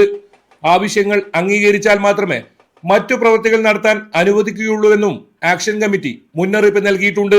പ്രദേശവാസികളുടെ ദുരിതം മനസ്സിലാക്കി അധികൃതർ ആവശ്യമായ നടപടികൾ അടിയന്തരമായി സ്വീകരിച്ചില്ലെങ്കിൽ ശക്തമായ സമരപരിപാടികളുമായി മുന്നോട്ടു പോകുമെന്നും ആക്ഷൻ കമ്മിറ്റി ഭാരവാഹികൾ അറിയിച്ചു.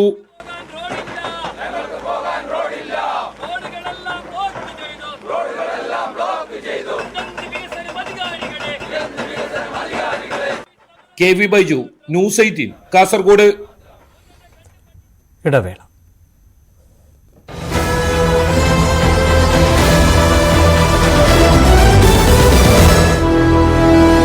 സംശയവും ഈ 2 സംശയമാണ് ഇപ്പോൾ ഉള്ളത്. ഇതിനെല്ലാം ഉത്തരം കിട്ടണമെങ്കിൽ DNA പരിശോധന നടത്തേണ്ടി വരും. പ്രധാനമായും അർജുന്റെ കുടുംബം ഇത് സംബന്ധിച്ച് ഇപ്പോൾ ആവശ്യപ്പെട്ടിരിക്കുന്നു. DNA പരിശോധന നടത്തണമെന്ന്.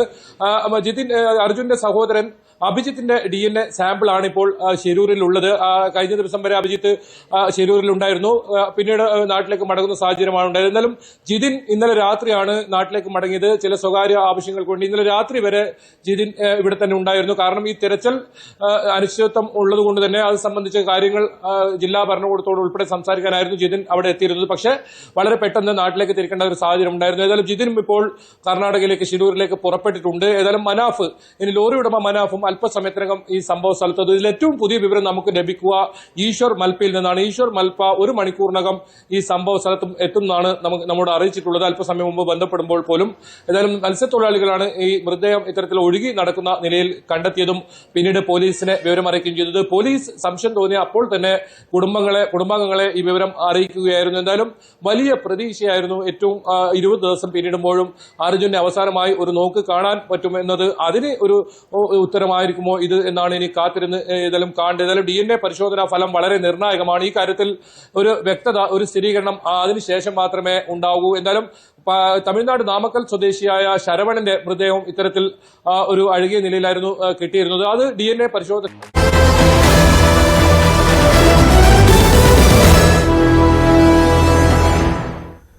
വ്യാപക പ്രക്ഷോഭങ്ങൾക്ക് പിന്നാലെ ബംഗ്ലാദേശിൽ ഇടക്കാല സർക്കാരിനെ പ്രഖ്യാപിച്ച പ്രസിഡന്റ് മുഹമ്മദ് ഷഹാബുദ്ദീൻ. സമാധാന നൊബേൽ ജേതാവ് മുഹമ്മദ് യൂനിസ് പ്രധാനമന്ത്രിയാകും. നിലവിൽ വിദേശത്തുള്ള യൂനിസ് ഉടൻ തന്നെ ബംഗ്ലാദേശിൽ എത്തുമെന്ന് അറിയിച്ചിട്ടുണ്ട്. മന്ത്രിസഭയിലെ അംഗങ്ങളെ വിവിധ രാഷ്ട്രീയ പാർട്ടികളുമായുള്ള ചർച്ചയ്ക്ക് ശേഷമായിരിക്കും തീരുമാനിക്കുക. അതേസമയം മുൻ പ്രധാനമന്ത്രി സ്ഥാനമൊഴിഞ്ഞ പ്രധാനമന്ത്രി ഷെയ്ഖ് ഹസീന ഇന്ത്യയിൽ തന്നെ തുടരുകയാണ്. ഹസീനയ്ക്കെതിരെ ബംഗ്ലാദേശിൽ വന്നേക്കാവുന്ന കേസുകളിൽ നിന്ന് നിയമപരിരക്ഷ നൽകാനാവില്ലെന്ന് ബ്രിട്ടൻ വ്യക്തമാക്കിയതോടെയാണ് ഇന്ത്യയിൽ തന്നെ ഹസീന തുടരുന്നത്. വിവരങ്ങളുമായി ഇന്റർനാഷണൽ ഡെസ്കിൽ നിന്ന് ഐഷുത്തുൽ ഷംനയാണ് ചേരുന്നത്. ഷംന, ബംഗ്ലാദേശിൻ്റെ ഭാവി എന്ത് എന്നതാണ് അറിയേണ്ടത്. മുഹമ്മദ് യൂനിസ് ആണ് ഇടക്കാല സർക്കാരിനെ നയിക്കുക. അതിന് അദ്ദേഹം സമ്മതം അറിയിച്ചിട്ടുണ്ട്. അദ്ദേഹം ഉടൻ വിദേശത്ത് നിന്ന് മടങ്ങിയെത്തും എന്നുള്ളതാണ്. മന്ത്രിസഭാ രൂപീകരണം ആയി ബന്ധപ്പെട്ട ചർച്ചകൾ, അതിൽ പ്രധാനപ്പെട്ട പ്രതിപക്ഷ പാർട്ടികൾ, പ്രത്യേകിച്ച് Bangladesh nationalist party, Bangladesh Jamaat-e Islami party പോലെയുള്ള രാഷ്ട്രീയ പാർട്ടികളുടെ പ്രതിനിധികളെ ആരൊക്കെയാണ് എന്നത് സംബന്ധിച്ച് തീരുമാനമാകുന്നുണ്ടോ? ഒപ്പം അവാമി ലീഗിന് ഈ പുതിയ മന്ത്രിസഭയിൽ ഇടമുണ്ടാകുമോ? അതിലൊക്കെ വ്യക്തത വന്നിട്ടുണ്ടോ?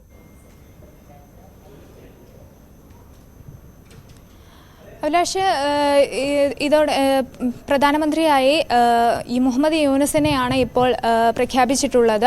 ഉടൻ തന്നെ പാരീസിൽ നിന്നും തിരിച്ചെത്തി ബംഗ്ലാദേശിൽ എത്രയും പെട്ടെന്ന് തന്നെ എത്തിച്ചേരുമെന്നാണ് യൂനിസ് അറിയിച്ചിട്ടുള്ളത്. പിന്നീട് പ്രതിപക്ഷ പാർട്ടികളുടെ ഒക്കെ മന്ത്രിസഭാ യോഗം വിളിച്ചതിന് ശേഷമായിരിക്കും മന്ത്രിസഭയിൽ ആരൊക്കെ ഉണ്ടാകുമെന്ന കാര്യത്തിൽ കൂടുതൽ വ്യക്തതയുണ്ടാവുക.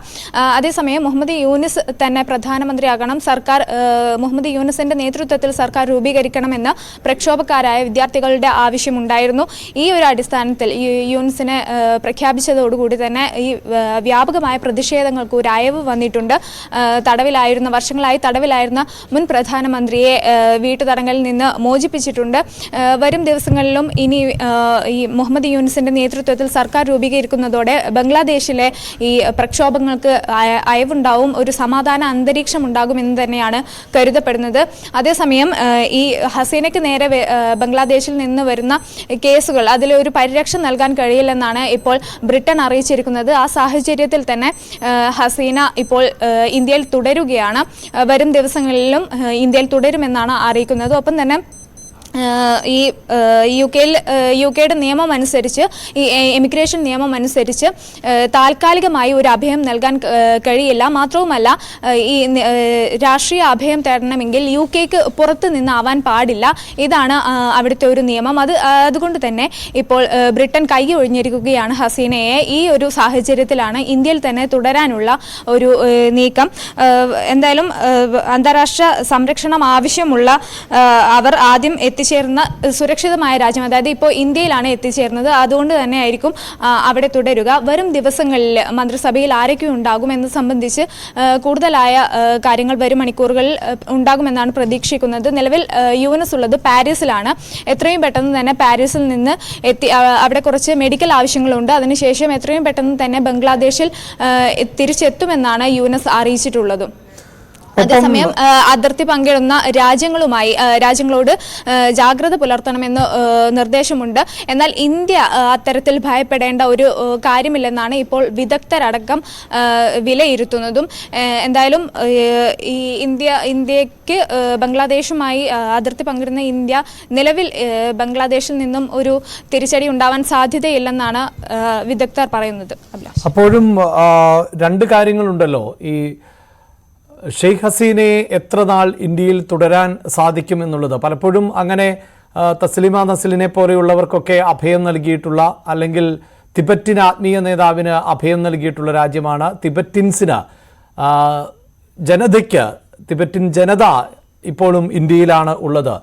മാത്രവുമല്ല, ഏതാണ്ട് 5 പതിറ്റാണ്ടുകൾക്ക് മുമ്പ് ഇതേ ഷെയ്ഖ് ഹസീനയുടെ പിതാവ് കൊല്ലപ്പെട്ട സാഹചര്യത്തിൽ, അന്ന് വിദേശത്തായിരുന്നു ഷെയ്ഖ് ഹസീന, അവർക്കും സഹോദരിക്കും ഇന്ത്യയിൽ തന്നെയായിരുന്നു അഭയം നൽകിയത്. പക്ഷേ ഇപ്പോൾ ആ രാഷ്ട്രീയ സാഹചര്യം മാറിയിട്ടുണ്ട്. വലിയ വിയോജിപ്പുകളെ തുടർന്ന്, വലിയ പ്രതിഷേധങ്ങളെ തുടർന്നാണല്ലോ ഷെയ്ഖ് ഹസീനയ്ക്ക് പുറത്തു പോകേണ്ടി വന്നത്. അപ്പോൾ ഇന്ത്യ ഈ വിഷയത്തെ എങ്ങനെയാണ് നോക്കിക്കാണുന്നത്? ബ്രിട്ടൻ, അമേരിക്ക ഉൾപ്പെടെയുള്ള രാജ്യങ്ങൾ ഷെയ്ഖ് ഹസീനയ്ക്ക് അഭയം നൽകാനുള്ള സാധ്യത അവസാനിച്ചു കഴിഞ്ഞു എന്നാണ് അറിയാൻ സാധിക്കുന്നത്. അങ്ങനെയെങ്കിൽ ഇന്ത്യ ഈ വിഷയത്തെ എത്രത്തോളം പ്രധാനപ്പെട്ടതായി കാണുന്നുണ്ട്? പ്രത്യേകിച്ച് തീവ്ര ഇസ്ലാമിസ്റ്റ് ചിന്താഗതിക്കാർ സർക്കാർ രൂപീകരിച്ചാൽ അത് പ്രതിസന്ധിയാകുമെന്നുള്ള ഇന്റലിജൻസ് റിപ്പോർട്ടുകൾ അടക്കം നേരത്തെ തന്നെ ഇന്ത്യക്ക് ലഭിച്ചിരുന്നല്ലോ. തീർച്ചയായും അഭിലാഷ്, ഈ ബ്രിട്ടൻ അടക്കം കൈയൊഴിഞ്ഞ ഒരു സാഹചര്യത്തിൽ ഹസീന എത്ര കാലം ഇന്ത്യയിൽ എന്നത് ഒരു വലിയ ചോദ്യം തന്നെയാണ്. എന്തായാലും ഇന്ത്യയിലെത്തിയ ഹസീന ഇപ്പോൾ ഗസാബാദിലെ വ്യോമത്താവളത്തിലാണ്. അവിടെ തന്നെ തുടരുകയാണ്. ഒപ്പം തന്നെ ഇന്ത്യ വിട്ടാൽ UAE, ഖത്തർ, സൗദി അറേബ്യ, ബലാറൂസ് തുടങ്ങിയ രാജ്യങ്ങളിലേക്ക്, ഫിൻലൻഡ് തുടങ്ങിയ രാജ്യങ്ങളിലേക്ക് പോവാനാണ് സാധ്യത. ഹസീന അങ്ങോട്ട് പോകാനാണ് സാധ്യത എന്നാണ് ഇപ്പോൾ ദേശീയ മാധ്യമങ്ങളടക്കം റിപ്പോർട്ട് ചെയ്യുന്നതും. എന്തായാലും കുറച്ച് ദിവസങ്ങൾ കൂടി ഇന്ത്യയിൽ തുടരുമെന്നാണ് ഇപ്പോൾ അറിയിച്ചിട്ടുള്ളത്. ബംഗ്ലാദേശിലെ രാഷ്ട്രീയ സാഹചര്യങ്ങളെ സൂക്ഷ്മമായി നിരീക്ഷിച്ചു വരികയാണ് ഇന്ത്യ. കഴിഞ്ഞ ദിവസം തന്നെ പ്രധാനമന്ത്രി ഉൾപ്പെടെ നിർണായകമായ യോഗങ്ങൾ ചേർന്നു, സർവകക്ഷി യോഗം ചേർന്നു. ആ സർവകക്ഷി യോഗത്തിൽ ദേശീയ സുരക്ഷാ ഉപദേഷ്ടാവ് സാഹചര്യങ്ങൾ ഉൾപ്പെടെ വിശദീകരിക്കുന്ന പശ്ചാത്തലം ഉണ്ടായി. ബംഗ്ലാദേശിലെ സൈന്യവുമായി ഇന്ത്യ സമ്പർക്കം പുലർത്തുന്നുണ്ട് എന്നാണ് വ്യക്തമാക്കിയിട്ടുള്ളത്. അതേസമയം വളരെ പ്രധാനപ്പെട്ട നീക്കങ്ങൾക്ക് മാത്രമേ അതിർത്തി കടന്ന് വരാൻ ബംഗ്ലാദേശ് സ്വദേശികൾക്ക് അനുവാദം നൽകുന്നുള്ളൂ. നിരവധി വാഹനങ്ങൾ ഉൾപ്പെടെ ഈ അതിർത്തി കടന്ന് ഇന്ത്യയിലേക്ക് വരുന്നത് തടഞ്ഞിരിക്കുകയാണ്. ഏതാണ്ട് 4000-ലധികം കിലോമീറ്റർ അതിർത്തി പങ്കിടുന്ന പ്രദേശം കൂടിയാണ് ഇന്ത്യ. മാത്രവുമല്ല, അതിർത്തികളിൽ പലപ്പോഴും വേലികൾ ഇല്ല, അങ്ങനെ ഒരു സെപ്പറേഷൻ ഇല്ല എന്നതും എടുത്തു പറയേണ്ടതാണ്. അതുകൊണ്ട് തന്നെ പലായനത്തിനുള്ള വലിയ സാധ്യത ഉൾപ്പെടെ കാണുന്ന ഒരു പശ്ചാത്തലത്തിൽ ഇന്ത്യ അതീവ ജാഗ്രതയോടുകൂടിയാണ് വിഷയത്തെ നോക്കിക്കാണുന്നത്. മറ്റു വാർത്തകളിലേക്ക്. സ്വർണ്ണക്കടത്തിൽ ആരോഗ്യവകുപ്പ് ഉദ്യോഗസ്ഥർ അറസ്റ്റിലായ സംഭവത്തിൽ അന്വേഷണം ഊർജിതമാക്കി DRI. നെടുമ്പാശ്ശേരി വിമാനത്താവളത്തിലൂടെ ഇവർ മുൻപും സ്വർണം കടത്തിയതായി വിലയിരുത്തൽ ഉണ്ട്. വിമാനത്താവളത്തിലെ മുൻ ആരോഗ്യ വിഭാഗം ഉദ്യോഗസ്ഥരായ സേതു, സന്തോഷ്, ഗോകുൽ എന്നിവരെയും സ്വർണ്ണക്കടത്ത് സംഘത്തിലെ അംഗം മലയാറ്റൂർ സ്വദേശി ജെറിൻ ബൈജുവിനെയും ആണ് DRI സംഘം ഇന്നലെ അറസ്റ്റ് ചെയ്തത്. വാർത്തയുടെ വിശദാംശങ്ങളുമായി ഡാനി പോളാണ് ചേരുന്നത്. ഡാനി, ഇതൊരു ചെയിൻ സമ്പ്രദായം അല്ലെങ്കിൽ ചെയിനായി വർത്തിക്കുന്നു. വലിയ തോതിൽ ഇതിനു മുമ്പും സ്വർണ്ണക്കടത്ത് നടന്നിട്ടുണ്ട്. അങ്ങനെയാണോ ഒരു പ്രാഥമികമായ നിഗമനം? അഭിലാഷ്, ആ രീതിയിൽ തന്നെയാണ് അന്വേഷണ ഉദ്യോഗസ്ഥരുടെ നിഗമനം. നേരത്തെയും ഇവർ സ്വർണം കടത്തിയതായിട്ട് ഇവർക്ക് വ്യക്തമായ വിവരങ്ങളുണ്ട്. 1600 ഗ്രാം സ്വർണം കടത്താൻ ശ്രമിച്ചതിന് നേരത്തെ ആരോഗ്യ വിഭാഗത്തിലെ തന്നെ ഉദ്യോഗസ്ഥനായ ലിബിൻ ബോണി എന്ന് പറയുന്ന ആളെ കഴിഞ്ഞ മാസം DRI അറസ്റ്റ് ചെയ്തിരുന്നു. അത് ഇയാളിൽ നിന്നുമാണ് ഇത്തരം ഒരു കണ്ണിയെക്കുറിച്ച് വിവരം ലഭിക്കുന്നത്. കാരണം ഇതുപോലെ ഈ സംഘവുമായി ബന്ധപ്പെട്ട പ്രവർത്തിക്കുന്നവർ ഇതിനകത്തുണ്ട്. നെടുമ്പാശ്ശേരിയുമായി ബന്ധപ്പെട്ട് തന്നെ പ്രവർത്തിക്കുന്നുണ്ടെന്നും ഇവർക്ക് ഈ സ്വർണ്ണക്കടത്തുമായി ബന്ധപ്പെട്ട് വളരെ കൂടുതലായിട്ട് ഉൾപ്പെട്ടിട്ടുള്ളവരാണെന്നുള്ള വിവരങ്ങളെല്ലാം തന്നെ ലഭിച്ചിരുന്നു. ഇതിന്റെ അടിസ്ഥാനത്തിലായിരുന്നു ഇവർ DRI അന്വേഷണവും നിരീക്ഷണവും എല്ലാം ശക്തമാക്കുകയും ചെയ്തത്. അതാണിപ്പോൾ 3 പേരുടെ ഒരു അറസ്റ്റിലേക്ക് എത്തിയിട്ടുള്ളത്. ഇതിൽ കൂടുതൽ തവണ ഇവർ സ്വർണം കടത്തിയിട്ടുണ്ട് എന്ന് തന്നെയാണ് മനസ്സിലാക്കാൻ സാധിക്കുന്നത്. വിമാനത്താവളത്തിലെ മുൻ ആരോഗ്യ വിഭാഗം ഉദ്യോഗസ്ഥരായ സേതു, സന്തോഷ്, ഗോകുൽ എന്നിവരെയാണ് ഇപ്പോൾ DRI അറസ്റ്റ് രേഖപ്പെടുത്തിയിട്ടുള്ളത്. ഇതിൽ ഇവരെ കൂടുതൽ ചോദ്യം ചെയ്തതിനു ശേഷം ഇവരെ കുറിച്ച് വ്യക്തമായ രീതിയിലുള്ള എത്രമാത്രം സ്വർണം കടത്തിയിട്ടുണ്ട്, ആരൊക്കെയാണ് ഇവർക്ക് ഈ സ്വർണം എത്തിക്കുന്നത്, ആർക്ക് വേണ്ടിയാണ് ഇതെല്ലാം എന്നത് സംബന്ധിച്ച് കൂടുതൽ വിവരങ്ങൾ ലഭിക്കുമെന്ന് തന്നെയാണ് പ്രതീക്ഷിക്കുന്നത്. നേരത്തെ ഈ സ്വർണ്ണക്കടത്ത് സംഘത്തിൽ അംഗമായ മലയാറ്റൂർ സ്വദേശി ജെറിൻ ബൈജുവിന് പിടിയിലായിരുന്നു. അപ്പോൾ ഇത് സുശക്തമായൊരു സംഘം തന്നെ ഇതിനകത്ത് തന്നെ ഉണ്ട് എന്നതാണ് അന്വേഷണ ഉദ്യോഗസ്ഥർക്ക് വിവരം ലഭിക്കുന്നത്. വിമാനത്താവളത്തിലെ ജീവനക്കാരെ തന്നെ ഇതിൽ ഉപയോഗിക്കുന്നു എന്നതാണ് ഇപ്പോൾ പുറത്തു വരുന്ന വിവരം. ഒരിടവേളയ്ക്ക് ശേഷമാണ് നെടുമ്പാശ്ശേരിയിൽ ഈ രീതിയിലുള്ള ഒരു റാക്കറ്റിനെ കുറിച്ച് വിവരം ലഭിക്കുന്നത്. എന്തായാലും DRI അന്വേഷണം ഊർജിതമാക്കിയിട്ടുണ്ട്. കസ്റ്റംസും അതോടൊപ്പം തന്നെ പരിശോധനാ സംവിധാനങ്ങളെല്ലാം തന്നെ കാര്യക്ഷമമാക്കുന്നു. കൂടുതൽ നിരീക്ഷണത്തിലേക്ക് വരുന്നു, ജീവനക്കാരടക്കം ഈ നിരീക്ഷണത്തിലേക്ക് വരുന്നു എന്ന സൂചനയാണ് ലഭിക്കുന്നത്. അഭിലാഷ്. വാർത്തയുടെ വിശദാംശങ്ങളാണ് ഡാനി പോൾ നൽകിയത്. മുൻ കേന്ദ്രമന്ത്രി KV തോമസിന്റെ ഭാര്യ ഷേർലി തോമസ് അന്തരിച്ചു. വൃക്ക സംബന്ധമായ അസുഖത്തെ തുടർന്നായിരുന്നു അന്ത്യം. കൊച്ചിയിലെ സ്വകാര്യ ആശുപത്രിയിലായിരുന്നു മൃതദേഹം. തോപ്പുംപടിയിലെ വീട്ടിൽ പൊതുദർശനത്തിന് വയ്ക്കും. സംസ്കാരം വൈകിട്ട് കുമ്പളങ്ങി സെന്റ് പീറ്റേഴ്സ് പള്ളി സെമിത്തേരിയിൽ നടക്കും. ഒളിമ്പിക്സ് വാർത്തകൾ. ചരിത്ര നേട്ടത്തിനരികെയാണ് വിനേഷ്. ഇന്ന് അങ്ങനെയൊരു സുവർണ നേട്ടം ഉണ്ടാകും എന്ന് തന്നെയാണ് നമ്മൾ പ്രതീക്ഷിക്കുകയും ചെയ്യുന്നത്. അപകടമുണ്ടായ മുണ്ടക്കൈയിൽ നിന്നെത്തിയ ആദ്യ ഫോൺ കോൾ മുതൽ രാപ്പകൽ ഇല്ലാതെ ദുരന്തമേഖലയിലെ സാന്നിധ്യമാണ് സംസ്ഥാന അഗ്നിരക്ഷാസേന. കേന്ദ്രസേനകളും മറ്റ് രക്ഷാസംഘങ്ങളും എത്തുന്നതിനു മുമ്പേ സാധ്യമായ എല്ലാ മാർഗങ്ങളിലൂടെയും ദുരിത ബാധിതരിലേക്ക് രക്ഷയുടെ കരങ്ങൾ എത്തിക്കുകയായിരുന്നു ഈ സേനാ അംഗങ്ങൾ. സമാനതകളില്ലാത്ത ദുരന്തത്തിനാണ് വയനാട് സാക്ഷ്യം വഹിച്ചത്. 2 ഗ്രാമങ്ങളെ അടക്കം വിഴുങ്ങിക്കൊണ്ടാണ് ഈ ഒരു ഉരുൾപൊട്ടൽ വലിയ നാശം വിധിക്കുകയും ചെയ്തത്. ആ സമയത്ത് ദുരന്തമുഖത്തേക്ക് ആദ്യം ഓടിയെത്തിയവരിൽ പ്രധാനികളാണ് കേരള ഫയർ ആൻഡ് റെസ്ക്യൂ ടീമുകൾ. എനിക്ക് പിന്നിൽ നിൽക്കുന്ന ഇവരെല്ലാം തന്നെയായിരുന്നു ആദ്യ സമയത്ത് ഈ ചൂരൽമലയെ ബന്ധിക്കുന്ന ആ പാലം ഒഴുകിപ്പോയപ്പോൾ അവിടെ പ്രത്യേകം സിപ്പ് ലൈൻ തയ്യാറാക്കി മെഡിക്കൽ സംഘത്തെ അപ്പുറത്തേക്ക് എത്തിക്കുകയും ഒപ്പം തന്നെ കൊച്ചുകുട്ടികളെ പോലും തിരികെ എത്തിക്കുന്നതിൽ പ്രധാന പങ്കുവഹിച്ച ആളുകളാണ് ഇവർ നിൽക്കുന്നത്. എങ്ങനെയായിരുന്നു ആ ഒരു സമയത്ത് ഓർത്തെടുക്കുന്നത്? നമ്മൾക്ക് ഈ ചൂരൽമല പ്രദേശത്ത് ഈ ഉരുൾപൊട്ടൽ ഉണ്ടായി എന്ന് പറഞ്ഞുകൊണ്ടൊരു മെസ്സേജ് കൽപ്പറ്റ ഫയർ സ്റ്റേഷനിലേക്ക് വരുമ്പം വന്ന ആ സെക്കൻഡിൽ തന്നെ അവിടുന്ന് വാഹനങ്ങളും ജീവനക്കാരും ടേൺ ഔട്ട് ആവുകയാണ്. അതിനെ തുടർന്ന് ബത്തേരി ഉൾപ്പെടെയുള്ള കാര്യങ്ങളിൽ വിവരം അറിയിക്കുകയും അവരെല്ലാവരും പോന്നു. പക്ഷേ ഈ ഫസ്റ്റിലത്തെ ഒരു പൊട്ടൽ ഉണ്ടായ സമയത്താണ് ആ പ്രദേശത്തുള്ള മുണ്ടക്കൈ ഭാഗത്തുള്ള ആളുകൾ വിളിച്ചറിയിക്കുന്നത്. അറിയിച്ച ആ സമയത്ത് തന്നെ അവിടുന്ന് വന്നു. പക്ഷേ ഈ വരുന്ന പ്രദേശങ്ങൾ മുഴുവൻ, റോഡുകൾ മുഴുവൻ മരങ്ങൾ വീണ് ബ്ലോക്കായി സഞ്ചാരയോഗ്യമല്ലാത്തൊരു ഇതായിരുന്നു. ആദ്യത്തെ നമ്മളെ ലക്ഷ്യം എന്ന് പറയുന്നത് സഞ്ചാരയോഗ്യമാക്കുക എന്നുള്ളത്. അങ്ങനെ ആ മരങ്ങൾ മുഴുവൻ മുറിച്ചു മാറ്റി കൊണ്ടാണ് ഈ ചൂരൽമല അങ്ങാടിയിലേക്ക് നമ്മളെ രക്ഷാപ്രവർത്തകർ എത്തുന്നത്, ഫസ്റ്റ് ടീം എത്തുന്നത്. ആ സമയത്ത് ഇവിടെ നാട്ടുകാർ മാത്രമാണ്, ഈ കരയിലുള്ള നാട്ടുകാരും അപ്പുറത്തുനിന്ന് കൂട്ടക്കരച്ചിലും മറ്റുള്ളതെല്ലാം കേൾക്കുന്നുണ്ട്. അപ്പൊ ഇവര് ഈ മരങ്ങൾ മുറിച്ച് മാറ്റുന്ന സമയത്ത് തന്നെ മുറിച്ചു മാറ്റുന്ന സമയത്ത് തന്നെ രണ്ടാമത്തത് പൊട്ടിക്കഴിഞ്ഞു. അപ്പൊ അതാണൊരു ഭീകരമായിട്ട് വന്നൊരു സംഭവം. അത് കഴിഞ്ഞ് ഇവിടെ ഈ സമയത്ത്, അതായത് ആദ്യം ഉരുൾപൊട്ടിയ സമയത്ത് ഈ പാലത്തിന് കേടുപാടുകൾ ഉണ്ടായില്ല. ആദ്യത്തെ പൊട്ടലിന് സമയത്ത് പാലത്തിന് കേടുപാടുകളില്ല. അപ്പം അത് നമ്മള് കൃത്യമായിട്ട് ആ പ്രദേശങ്ങൾ അറിയുന്ന ആളുകളാണ് കൽപ്പറ്റ ഫയർ സ്റ്റേഷനിലുള്ള ആളുകൾ.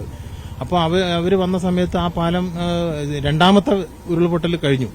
അപ്പോഴാണ് ഈ ചൂരൽമല അങ്ങാടി മുഴുവൻ വെള്ളം ചളി ഉൾപ്പെടെ വരികയും അപ്പൊ ഇവർക്ക് പരിചിതമുള്ള മേഖല ആയതുകൊണ്ട് തന്നെ പോകുന്ന സമയത്ത് ആ പാലം ഉൾപ്പെടെ അക്കരയ്ക്ക് കടക്കണം. കാരണം എന്താ വെച്ചാൽ അത്രയ്ക്കുള്ള ഒച്ചത്തിലുള്ള നിലവിളികളും എല്ലാം കേൾക്കുന്നത്. അപ്പോൾ ആ സമയത്ത് അവിടേക്ക് കടക്കണമെങ്കിൽ ഈ പുഴ കുത്തിയൊലിച്ച് പോകുന്ന രീതിയിലാണ്. അപ്പോൾ നിലവിൽ ഈ ഭാഗത്തുള്ള ആളുകളെ മൊത്തം മാറ്റുകയും അവസാനം അത്രയ്ക്ക് പ്രയാസപ്പെട്ട് അക്കരെ കയറാൻ വേണ്ടി നോക്കുന്ന സമയത്താണ് മൂന്നാമത്തെ പൊട്ട് വരുന്നത്. അതോടുകൂടെ നമ്മൾ ആ ഭാഗത്തുള്ളവർ എല്ലാവരും ജീവനക്കാരുൾപ്പെടെ ഓടി മാറുക ചെയ്തത്. അപ്പോൾ അതങ്ങോട്ട് കഴിയലും പിന്നെ പെട്ടെന്ന് നേരെ കയറി അവിടെ ഉള്ളിൽ അപ്പുറം കടക്കാൻ ശ്രമിച്ച് അങ്ങനെ അക്കരെ എത്തി നോക്കുന്ന സമയത്ത് നമ്മളെ ടീം എല്ലാവരും കൂടി അവിടെ എത്തുന്ന സമയത്ത് കാണുന്നത് എന്ന് പറഞ്ഞു കഴിഞ്ഞാൽ അവിടെ ഒരു 2-3 ജീപ്പ് അവിടെ ബാക്കിയായിരുന്നു. അവിടെ അവരുടെ ജീപ്പ് പരിക്ക് പറ്റാതെ. അപ്പൊ അതിൽ അവിടെയുള്ള മാറി നിൽക്കുന്ന ആൾക്കാരെയും പരിക്ക് പറ്റിയ ആളുകളെ ഉൾപ്പെടെ അതിൻ്റെ അകത്ത് കുത്തി നിറച്ച് കൊണ്ടുവരുന്ന ഒരവസ്ഥയാണ്. ആ സമയത്ത് അവരെ ഇങ്ങോട്ടേക്ക് കടത്തണം എന്നുണ്ടെങ്കിൽ, കാരണം ഇവർക്ക് കൃത്യമായിട്ട് അറിയാം, സാധാരണയായി പറയുന്ന പോലെ ഒരു ഉരുൾപൊട്ടൽ നടന്നു, അത് ഒരു 40 മിനിറ്റിന് ശേഷം രണ്ടാമത്തെ പൊട്ടും എന്നൊക്കെ നമ്മൾ കേട്ടിട്ടുണ്ട്. അത് അതേപോലെ തന്നെയാണ് ഇവിടെ സംബന്ധിച്ചത്. നമ്മൾ ആളുകളോട് സംസാരിക്കുന്ന സമയത്തും അവരങ്ങനെയാ പറയുന്നത്.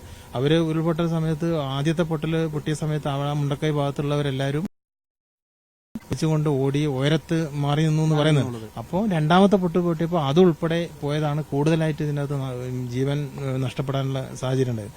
പിന്നെ കാണുന്നത് ശവശരീരം അപ്പുറം ഇപ്പുറം മനുഷ്യ ശരീരം ഇങ്ങനെ ചെതറിക്കിടക്കുന്നതാണ്. അപ്പോൾ അതെടുക്കണോ അല്ലെങ്കിൽ നമ്മുടെ ആളുകളെ രക്ഷപ്പെടുത്തണോ എന്നുള്ള ശരിക്കും ആ ഒരു മാനസികാവസ്ഥയിൽ നിന്ന് അന്ന് ഫസ്റ്റിൽ പോയ ആളുകൾ മാറിയിട്ടില്ല എപ്പോഴും. കാരണം ആകെ ഒരു അന്താളിച്ച അവസ്ഥ. പ്രത്യേകിച്ച് ഞങ്ങൾ ഫയർ റെസ്ക്യൂ ഡിപ്പാർട്ട്മെന്റിലെ ജീവനക്കാരാണ്. ഞങ്ങളിത് ഇത്തരം ഇതിനെക്കാട്ടും ഭീകരാവസ്ഥയിലൊക്കെ നമ്മൾ കാണുന്നതാണ്, പല ആക്സിഡന്റിലും പലതിലും പെട്ടു. പക്ഷെ ഇതേപോലെ ഒരു രംഗം നമുക്ക് ആദ്യമായിട്ടാണ്. പിന്നെ ഒന്നാമത്തെ അപ്പം പുതുതായിട്ട് സർവീസ് കയറിയ ആളുകളുണ്ട്. അപ്പം അതിനെ തുടർന്ന് മറ്റുള്ള നിലയങ്ങളിലും കോഴിക്കോട് ജില്ലയിൽ നിന്നും കണ്ണൂർ ജില്ലയിൽ നിന്നും എല്ലാവരും ആ സമയത്ത് ആളുകളൊക്കെ എത്തി. അപ്പം ഉടനെ നമ്മളെ കയ്യിലുള്ള ഒരു ആയുധം അത് ശാസ്ത്രീയമാണോ എന്ന് ചോദിച്ചാൽ അല്ല എന്ന് പറയേണ്ടി വരും. കാരണം നമ്മൾ കെട്ടിടങ്ങളുടെ മുകളിലൊക്കെ കയറാൻ ഉപയോഗിക്കുന്ന ലേഡറാണ്, അലൂമിനിയം ലേഡറാണ്. അപ്പൊ അത് എക്സ്റ്റെൻഡ് ചെയ്തിട്ട് പറ്റാവുന്ന ഒരു സ്ഥലത്ത് പൊതുവെ പുഴയിൽ വീതി കുറഞ്ഞ ആ സമയത്ത് രൂപപ്പെട്ടതാണ് ആ വീതി പുഴ. അപ്പോൾ അതിന് കുറുകെ നമ്മൾ ലേഡർ നമുക്ക് ആ സമയത്ത് ഫസ്റ്റിൽ വന്ന ടീമിന് തോന്നിയ ഒരു ബുദ്ധിയാണ്. പെട്ടെന്ന് നമ്മൾ സാധാരണയായിട്ട് അങ്ങനെ ചെയ്യാം. പെട്ടെന്ന് ഞങ്ങള് ഒരു 6 പേര് ഒരു സ്പോട്ടിലേക്ക് എത്തുമ്പോൾ ഒരു അത്രയും പ്രതീക്ഷയോടെയാണ് അപകടത്തെ പറ്റിയ ആളുകൾ വിളിക്കുന്നത്. ആ സ്പോട്ടിലേക്ക് എത്തുന്ന സമയത്ത് ആ 6 പേർക്ക് എന്താണോ തോന്നുന്നത്, അല്ലാതെ ഞങ്ങൾക്കൊരു കമാൻഡിനൊന്നും അന്നേരം കാത്തു നിൽക്കാനുള്ള സമയമൊന്നുമില്ല. ആ 6 പേര് തീരുമാനിക്കുന്ന കാര്യങ്ങളാണ് അവിടെ നടപ്പാക്കുന്നത്. ഇതുവരെ അത് പരാജയപ്പെട്ടിട്ടില്ല. അതിന്റെ ഉദാഹരണമാണ് സ്ലിപ്പ് ലൈൻ പാലം എന്ന് പറയുന്നത്. അപ്പൊ അതിലൂടെ നമ്മൾ ആളുകളെ കൊണ്ടുവരികയും മറ്റുള്ള ഇപ്പം വന്ന ആർമി ഉൾപ്പെടെ ആ പാലം വഴിയാണ് അക്കരെ എത്തിയത്. പിന്നെ അതിനുശേഷമാണ് ബെയിലി പാലം എല്ലാം വരുന്നത്. പക്ഷെ ഈ ഒരു ഭീകരാവസ്ഥ, ആളുകൾക്ക് പരിക്ക് പറ്റിയും ആളുകൾ ഇപ്പോൾ ഒരു ചളിയിൽ പൂണ്ട് കിടക്കുന്ന ഒരാളെ ബത്തേരി സ്റ്റേഷനിലെ fire and rescue officer Nibin Das രക്ഷപ്പെടുത്തി. നിബിൻ ദാസും ടീമും, ഇതിലൊരാളെ പേര് പറയാൻ പറ്റില്ല. കാരണം എന്ന് വെച്ചാൽ ഇത് ടീം വർക്കാണ്, ടീമാണ്. നമ്മൾ അവിടേക്ക് ഉപയോഗിച്ചതും ഈ ലാഡറാണ്. ലാഡർ പിടിച്ചുകൊണ്ടാണ് നമ്മൾ ആ ചളിയിൽ അത്രയ്ക്കും ആഴത്തില് മീറ്റർ കണക്കിന് ഇതിലുള്ള ചളികളിൽ കൂടെ നമ്മൾ ഈ ലാഡർ പിടിച്ചുകൊണ്ടാണ് പോയത്. അപ്പൊ നമുക്ക് എന്താണോ ആയുധം കിട്ടുന്നത് അത് വെക്കുക എന്നുള്ളത്. അപ്പൊ അത് ഉപയോഗിച്ചിട്ടാണ് ചെയ്യുന്നത്. പക്ഷെ മുൻകാലങ്ങളിൽ നിന്ന് വ്യത്യസ്തമായിട്ട് നമ്മൾക്ക് പല ടീമുകളായിട്ട് ഇതിന്റെ അകത്ത് ഫോം ചെയ്തിട്ടുണ്ട്. അതെല്ലാം ഫയർഫോഴ്സ് ആണ്. ഇത്തരത്തിലൊരു ദുരന്തം ഉണ്ടായപ്പോൾ നിങ്ങളുടെ സേവനം എല്ലാവർക്കും അഭിനന്ദനം അറിയിക്കുന്ന ഒരു കാര്യം തന്നെയാണ്. അതെല്ലാവരും മറക്കില്ല. ഒരിക്കലും പബ്ലിസിറ്റിക്ക് വേണ്ടി ഇങ്ങനെ പറയില്ല എന്ന് എല്ലാവർക്കും അറിയാം, ജനങ്ങൾക്കറിയാം. എന്തായാലും നമുക്ക് ആ ഒരു സിപ്പ് ലൈനിന്റെ അതിലേക്ക് തന്നെ വരാം. നിഖിൽ അല്ലെ, ആ ഒരു നിമിഷത്തെ എങ്ങനെയാണ്? ആ ഒരു നിമിഷം എന്ന് പറഞ്ഞാൽ നമ്മുടെ ടീം ഇവിടെ വന്ന സമയത്ത് ശൈൽ സാർ പറഞ്ഞ പോലെ ഒരു ഭയാനകമായ ഒരവസ്ഥയായിരുന്നു. 2 കരയ്ക്കും തമ്മിലുള്ള ഏക പാലമായിരുന്നു അവിടെ ചുരൽമല ഉണ്ടായിരുന്നത്. ആ പാലം പൊളിഞ്ഞു പോയി. അപ്പോൾ ഈ സമയത്ത് നമ്മളെ ഇവിടുന്ന് അങ്ങോട്ട് രക്ഷാപ്രവർത്തകർ എത്തണം. അവിടുന്ന് ഒരുപാട് ആൾക്കാർ ഇങ്ങോട്ട് വിളിച്ചു പറയുന്നുണ്ട്. ഇക്കറുള്ള ആൾക്കാർ പറയുന്നുണ്ട് അവിടെ ഒരുപാട് ആൾക്കാർ അപകടത്തിൽപ്പെട്ട് കിടക്കുന്നുണ്ട്. അപ്പോൾ ആ സമയത്താണ് നമ്മളെ റോപ്പ് റെസ്ക്യൂ ടീം ഇവിടുന്ന് അങ്ങോട്ട് റോപ്പ് എൻകറേജ് ചെയ്തിട്ട് ഇവിടുന്ന് അങ്ങോട്ട് രക്ഷാപ്രവർത്തകരെയും അതേപോലെ തന്നെ രക്ഷാപ്രവർത്തനത്തിനുള്ള ഉപകരണങ്ങളും അതേപോലെ തന്നെ അവിടെയുള്ള ആൾക്കാർ ആ ഒരു സമയത്ത് പറഞ്ഞാൽ അവർ ഫുഡ് പോലും കഴിക്കാണ്ട്, ഒരു ഉച്ചവരെയുള്ള സമയം വരെ ഫുഡ് പോലും കഴിക്കാണ്ട്, ചെറിയ കുട്ടികൾ മുതൽ പ്രായമായ ആൾക്കാർ വരെ ഫുഡ് കഴിക്കാണ്ട് നിൽക്കുകയാണ്. അപ്പോൾ ഈ സമയത്ത് ഫുഡും അങ്ങനെയുള്ള, പിന്നെ അതേപോലെ തന്നെ ഡോക്ടേഴ്സിന്, നേഴ്സിന്, അവരുടെ എമർജൻസി ആയിട്ടുള്ള വേണ്ടുള്ള ഫസ്റ്റ് എയ്ഡുകൾ എല്ലാം നമ്മളെ റോപ്പ് റെസ്ക്യൂ വഴിയാണ് നമ്മൾ അവിടേക്ക് എത്തിച്ചത്. അപ്പം നമുക്കിവിടെ ആ ഒരു സമയത്ത് ഇവിടെ എത്തിച്ചേർന്ന് കണ്ണൂർ, കോഴിക്കോട്, വയനാട് ഈ ജില്ലയിലുള്ള എല്ലാ, അതേപോലെ തന്നെ കേരളത്തിൽ നിന്നുള്ള പല ജില്ലയിൽ നിന്നുള്ള റോപ്പ് റെസ്ക്യൂ ടീം ഇവിടെ പെട്ടെന്ന് തന്നെ എത്തി. അപ്പോൾ ഈ ടീമാണ് നമ്മൾ റോപ്പ് റെസ്ക്യൂ വഴി നമ്മൾ ഈ ആക്സസ് ചെയ്തുകൊണ്ടിരുന്നത്. അപ്പോൾ അങ്ങനെയാണ് ഞാൻ അക്കരയ്ക്ക് എത്തുന്നത്. ഇവിടുന്ന് അങ്ങോട്ടൊരു രക്ഷാപ്രവർത്തനത്തിനുള്ള ഉപകരണം, അവിടെ മുണ്ടക്കയിൽ ആൾക്കാർ കുടുങ്ങി കിടക്കുന്നുണ്ട്. അപ്പോൾ കട്ട് ചെയ്യാൻ വേണ്ടിയിട്ടുള്ള നമ്മളെ ഒരു ഹൈഡ്രോളിക് എന്ന് പറഞ്ഞ ഉപകരണമുണ്ട്. ഈ ഉപകരണമായിട്ടാണ് അക്കരയ്ക്ക് പോയത്. ഉപകരണമായിട്ട് അക്കരയ്ക്ക് പോയ സമയത്ത് പിന്നെ നമ്മുടെ ടീം അവിടെ ഇതിനു വേണ്ടി കാത്തിരിക്കുകയാണ്. അപ്പോൾ ഈ ഉപകരണം അവരെ കയ്യിൽ കൊടുത്ത സമയത്ത് അവർ നേരെ എടുത്തിട്ട് മുണ്ടക്കൈ ഭാഗത്തേക്ക് പോയി. അപ്പോൾ പിന്നെ നമ്മൾ അവിടെയുള്ള നമ്മളെ ടീമിനെ കൂടെ സഹായിച്ചുകൊണ്ടിരിക്കുകയാണ്. അപ്പോഴാണ് അതിന് മുന്നേ തന്നെ നമ്മളെ ടീമായിട്ട് ഇവർ ഈ ഡോക്ടർ ബന്ധപ്പെട്ടിട്ടുണ്ടായിരുന്നു. ഈ കുട്ടീനെ അക്കരയ്ക്ക് എത്തിക്കേണ്ട ഒരു വിഷയമുണ്ട്. കാരണം വെച്ചാൽ ആ ഒരു സമയത്ത് നിങ്ങളെ ഇവിടെ വരുന്ന എല്ലാവർക്കും മനസ്സിലാവും. കാരണം വെച്ചാൽ അവിടെ അത്രയും കോടയായിട്ടും പിന്നെ അതേപോലെ ഫുഡ് പോലും കഴിക്കാത്ത ഒരവസ്ഥയാണ് ആൾക്കാർ. അപ്പോൾ ഈ ചെറിയ കുട്ടീനെ ഡോക്ടർ പ്രയോറിറ്റി പ്രകാരം മാത്രമാണ് നമ്മൾ ആൾക്കാരെ ഷിഫ്റ്റ് ചെയ്തുകൊണ്ടിരുന്നത്. അപ്പം പരിക്ക് പറ്റിയ ആൾക്കാർക്ക് ഫസ്റ്റ് പ്രയോറിറ്റി കൊടുത്തുകൊണ്ട് ആ സമയത്താണ് ഈ ഡോക്ടർ നമ്മളോട് പറഞ്ഞത് ഇങ്ങനെ ഒരു ചെറിയ കുട്ടീൻ്റെ വിഷയമുണ്ട്, കുട്ടീനെ എത്രയും പെട്ടെന്ന് തന്നെ അക്കരയ്ക്ക് എത്തിക്കേണ്ടതാണ്, കുട്ടീൻ്റെ ഉമ്മേനെയും പെട്ടെന്ന് തന്നെ അക്കരയ്ക്ക് എത്തിക്കേണ്ടതാണെന്ന് പറഞ്ഞു. അപ്പോൾ നമ്മുടെ ടീമായിട്ട് നമ്മളെല്ലാവരും കൂടി ആലോചിച്ചു. ഈ അത്രയും സുരക്ഷിതമായിട്ട് എത്തിക്കേണ്ട ഒരു കാര്യമാണല്ലോ, അത്രയും ശ്രദ്ധ കൊടുക്കേണ്ട ഒരു കാര്യമാണ്. കാരണം വെച്ചാൽ അത്രയും ഒരു 3 മാസം മാത്രം പ്രായമുള്ള ഒരു ചെറിയ കുട്ടീനെ അക്കരയ്ക്ക് എത്തിക്കുക എന്ന് പറഞ്ഞാൽ ഒരു പാളിച്ച പോലും ഉണ്ടാവരുത്. അപ്പോൾ ആ ടീം, ഞങ്ങൾ ആ ടീമിൽ, നമ്മളെ ആ റോപ്പ് റെസ്ക്യൂ ടീമിൽ അല്ലെങ്കിൽ നമ്മളെ ഈ സ്റ്റേഷനുകളിൽ നിന്ന് വന്ന ടീമിൽ, അവിടെ ഉണ്ടായിരുന്ന ആ ടീമിൽ ഞങ്ങൾക്ക് അത്രയും വിശ്വാസമായിരുന്നു. അപ്പോൾ ആ ഒരു വിശ്വാസത്തിന്റെ പേരിലാണ് നമ്മളത് ഏറ്റെടുത്തത്. അതേപോലെ തന്നെ നമ്മൾ കുട്ടീനെ അക്കരയ്ക്ക് എത്തിക്കാൻ നോക്കിയത്. ആദ്യം തന്നെ നമ്മളെ പ്ലാൻ എന്ന് പറഞ്ഞാൽ ഈ കുട്ടീൻ്റെ ഉമ്മേനെ അപ്പുറത്തെത്തിക്കാനായിരുന്നു. അപ്പോൾ കുട്ടീൻ്റെ ഉമ്മേനെ അപ്പുറത്തേക്ക് എത്തിക്കുന്നതിന്റെ ഭാഗമായിട്ട് ഉമ്മേനെ നമ്മൾ റോപ്പിൽ ആങ്കർ ചെയ്ത് അവരെ, അപ്പോൾ ഉമ്മേനോട് നമ്മൾ ചോദിച്ചിട്ടോ ഉമ്മ എന്തെങ്കിലും പേടിയോ അങ്ങനെ എന്തെങ്കിലും ഉണ്ടോ എന്ന് ചോദിച്ചു. അപ്പം പറഞ്ഞില്ല, പേടിയൊന്നുമില്ല. അപ്പോൾ വെച്ചാൽ 2 മാസം പ്രായമായ ഒരു കുട്ടീനെ അല്ലെങ്കിൽ 3 മാസം പ്രായമായ ഒരു കുട്ടീനെ നമ്മളെ കയ്യിൽ ഒരു ഉമ്മ ഏൽപ്പിച്ചിട്ട് പോകുമെന്നാണ് ആ ഉമ്മയ്ക്ക് നമ്മളെ അത്രയും വിശ്വാസമാണ്. നമ്മൾ ചോദിച്ച സമയത്ത് ഉമ്മ പറഞ്ഞ കാര്യം അതാണ്, നിങ്ങൾ ഫയർഫോഴ്സുകാരെ ഞങ്ങൾക്ക് അത്രയും വിശ്വാസമാണെന്നാണ് പറഞ്ഞത്. അപ്പം നമുക്കും അതൊരു പ്രചോദനമായി. അപ്പോൾ ഈ സമയത്ത് നമ്മുടെ ടീം ആദ്യം തന്നെ ഉമ്മേനെ സുരക്ഷിതമായിട്ട് അക്കരെ എത്തിക്കുകയും പിന്നെ രണ്ടാമതായിട്ട് നമുക്കുള്ള ടാസ്ക് എന്ന് പറഞ്ഞാൽ ഈ കുട്ടീനെ എത്തിക്കുകയാണ്. അങ്ങനെ ഞാനൊരു നിമിത്തമായി എന്ന് മാത്രമേ ഉള്ളൂ, ഞാനല്ലെങ്കിൽ വേറെ ആരും നമ്മുടെ ടീമുകളിൽ ആരെങ്കിലും ചെയ്യുന്നുള്ളത് നമുക്ക് ഉറപ്പാണ്. അപ്പോൾ അങ്ങനെ രണ്ടാമത് ഈ കുട്ടീനെ നമ്മൾ സുരക്ഷിതമായിട്ട് ഡോക്ടർ കുട്ടിയെ കണ്ടില്ല. അപ്പോൾ കുട്ടീനെ നമ്മൾ എടുത്തു റോപ്പിൽ ഞങ്ങൾ അക്കരയ്ക്ക് എത്തിക്കാനും. അപ്പോൾ ആ ഒരു സമയത്ത് നമുക്ക് വൈകാരികമായിട്ടുള്ള ഒരു മനുഷ്യനുണ്ടാവുന്ന പല വികാരങ്ങളും ഉണ്ടായിപ്പോയി. കാരണം വെച്ചാൽ നമ്മൾ ആ കുട്ടീനെ ചേർത്ത് പിടിച്ചുപോയി. കുട്ടി ഒരിക്കലും യാതൊരു കാരണവശാലും താഴ്ത്ത് വീഴരുത് എന്നുള്ള നമുക്കൊരു ഇതുണ്ടല്ലോ. അപ്പം 100% ഈ സംവിധാനത്തിന് സേഫാണെന്ന് നമുക്കറിയാം. എന്നാലും മനുഷ്യ എന്നുള്ളൊരു ഇതുണ്ടായതുകൊണ്ട് വൈകാരികമായിട്ട് നമ്മൾ ആ കുട്ടീനെ മുറുക്കി ചേർത്ത് പിടിച്ചുപോയി. അപ്പോൾ നമ്മൾ അക്കരെ എത്തിയ ശേഷം ആണ് നമ്മൾ സത്യം പറഞ്ഞാൽ ഒരു ശ്വാസം എനിക്ക് വീണത്. അപ്പോൾ ഈ സമയത്ത് നേരെ നമ്മുടെ ടീമിന്റെ കയ്യിൽ തന്നെ ഈ കുട്ടീനെ കൊടുക്കുകയും ഇവർ നേരെ നേഴ്സിനെ ഏൽപ്പിക്കുകയാണ് ചെയ്തത്. അത് ആ ടീമിലുള്ള ഒരു വിശ്വാസമാണ് ഇവിടെ വന്നതുള്ളത്. അവരെല്ലാവരും നല്ല ഭംഗിയായിട്ട് വർക്ക് ചെയ്തിട്ടുണ്ടായിരുന്നു. തീർച്ചയായും അങ്ങനെ തന്നെയാണ്. എന്തായാലും നമുക്ക് ഇനി ഒരു ചോദ്യം കൂടി ഉണ്ട്. അതായത് ഇനി അങ്ങോട്ടുള്ള ദിവസങ്ങൾ, ഇപ്പോൾ 8 ദിവസം പൂർത്തിയാവുകയാണ്. ഇനി അങ്ങോട്ടുള്ള ദിവസങ്ങൾ ഏത് തരത്തിലായിരിക്കും നിങ്ങൾ ഈ ഒരു ആക്ഷൻ പ്ലാൻ തയ്യാറാക്കുന്നത്? കാരണം ഇനി എങ്ങനെയാണ് ഈ ഒരു തെരച്ചിൽ നടത്താൻ പോകുന്നത്? അത് ഇനി അങ്ങോട്ടുള്ളത് പറഞ്ഞാൽ അത് വകുപ്പ് ആലോചിക്കുന്നുണ്ട്. അപ്പൊ ഞാൻ ഇന്ന് സാറുമായിട്ട് സംസാരിച്ചപ്പം അവര് അത് ആലോചനയിലാണ്. അപ്പൊ അത് അവര് തരുന്ന നിർദ്ദേശം അനുസരിച്ചിട്ടാണല്ലോ നമ്മൾ പ്രവർത്തിക്കുന്നത്. അപ്പോൾ അത് വെച്ചിട്ട് അവര് അതിന്റെ പ്ലാനിങ് തയ്യാറാക്കുന്നുണ്ട്. അതായത് ഇപ്പം നിലവിലുള്ള സ്ഥലങ്ങളിലൊക്കെ ഉള്ള പ്രദേശങ്ങളിൽ പോയി പരിശോധന നടത്തുന്നുണ്ട്. കാരണം അവിടെയൊക്കെ മണ്ണും ചെളിയും ഒപ്പം തന്നെ വലിയ പാറക്കല്ലുകളും ഒക്കെ നിറഞ്ഞു നിൽക്കുക. അപ്പൊ ഈ ഏകദേശം എനിക്ക് തോന്നുന്നു 20 മുതൽ 40 അടിയോളം മണ്ണ് നിറഞ്ഞു നിൽക്കുന്ന ഒരു സാഹചര്യമുണ്ട്. അപ്പൊ ഇവ പൂർണ്ണമായും നീക്കം ചെയ്ത് പരിശോധിക്കാൻ സാധിക്കില്ലല്ലോ. അപ്പോൾ എങ്ങനെയാണ് അതിന്റെ ഒരു അല്ല, അത് നമുക്കുള്ള നിർദ്ദേശം ഏത് രീതിയിലാണ് എന്നുള്ളത് നമുക്കൊരു ബ്രീഫിംഗ് തരാറുണ്ട്. അപ്പൊ അത് വകുപ്പ് ഡയറക്ടർ ജനറൽ അവர்களுം ഡയറക്ടർ നൌഷാദ് സാർ ഉൾപ്പെടെയുള്ള ആളുകൾ ഇവിടെ വന്നിരുന്നു. അപ്പൊ അതനുസരിച്ച് ഇവിടെ നിർദ്ദേശം കൊടുത്തിട്ടുണ്ട്. അപ്പൊ അതനുസരിച്ച് ഇവിടെ ചാർജ് വഹിക്കുന്ന ഉദ്യോഗസ്ഥർ അബ്ദുൾ റഷീദ് സാറ്, രജി സാറാണ്. അപ്പൊ അവരത് തയ്യാറാക്കി ഇന്നിപ്പോ അന്വേഷിച്ചപ്പോൾ അതിന്റെ രീതിയിൽ എല്ലാ ദിവസവും വൈകുന്നേരം അത് എല്ലാ ഓഫീസർമാരെയും മീറ്റിംഗ് നടത്തും ഞങ്ങളെ വകുപ്പിൽ തന്നെ. ആ മീറ്റിംഗ് നടത്തിയതിലുള്ള തീരുമാനം രാവിലെ നമ്മളോട് ബ്രീഫിംഗിൽ പറയും ഇന്നെന്ന രീതിയിലാണ് ഇന്നത്തെ വർക്ക്. അപ്പൊ അതുകൊണ്ട് ആ ഒരു രീതിയിൽ സിസ്റ്റമാറ്റിക് ആയിട്ടാണ് കാര്യങ്ങൾ പോകുന്നത്. അപ്പൊ ഇത് എന്ന് നിർത്തും എന്നുള്ളതൊക്കെ സർക്കാരുമായിട്ട് ബന്ധപ്പെട്ടുള്ള കാര്യങ്ങളാണ്.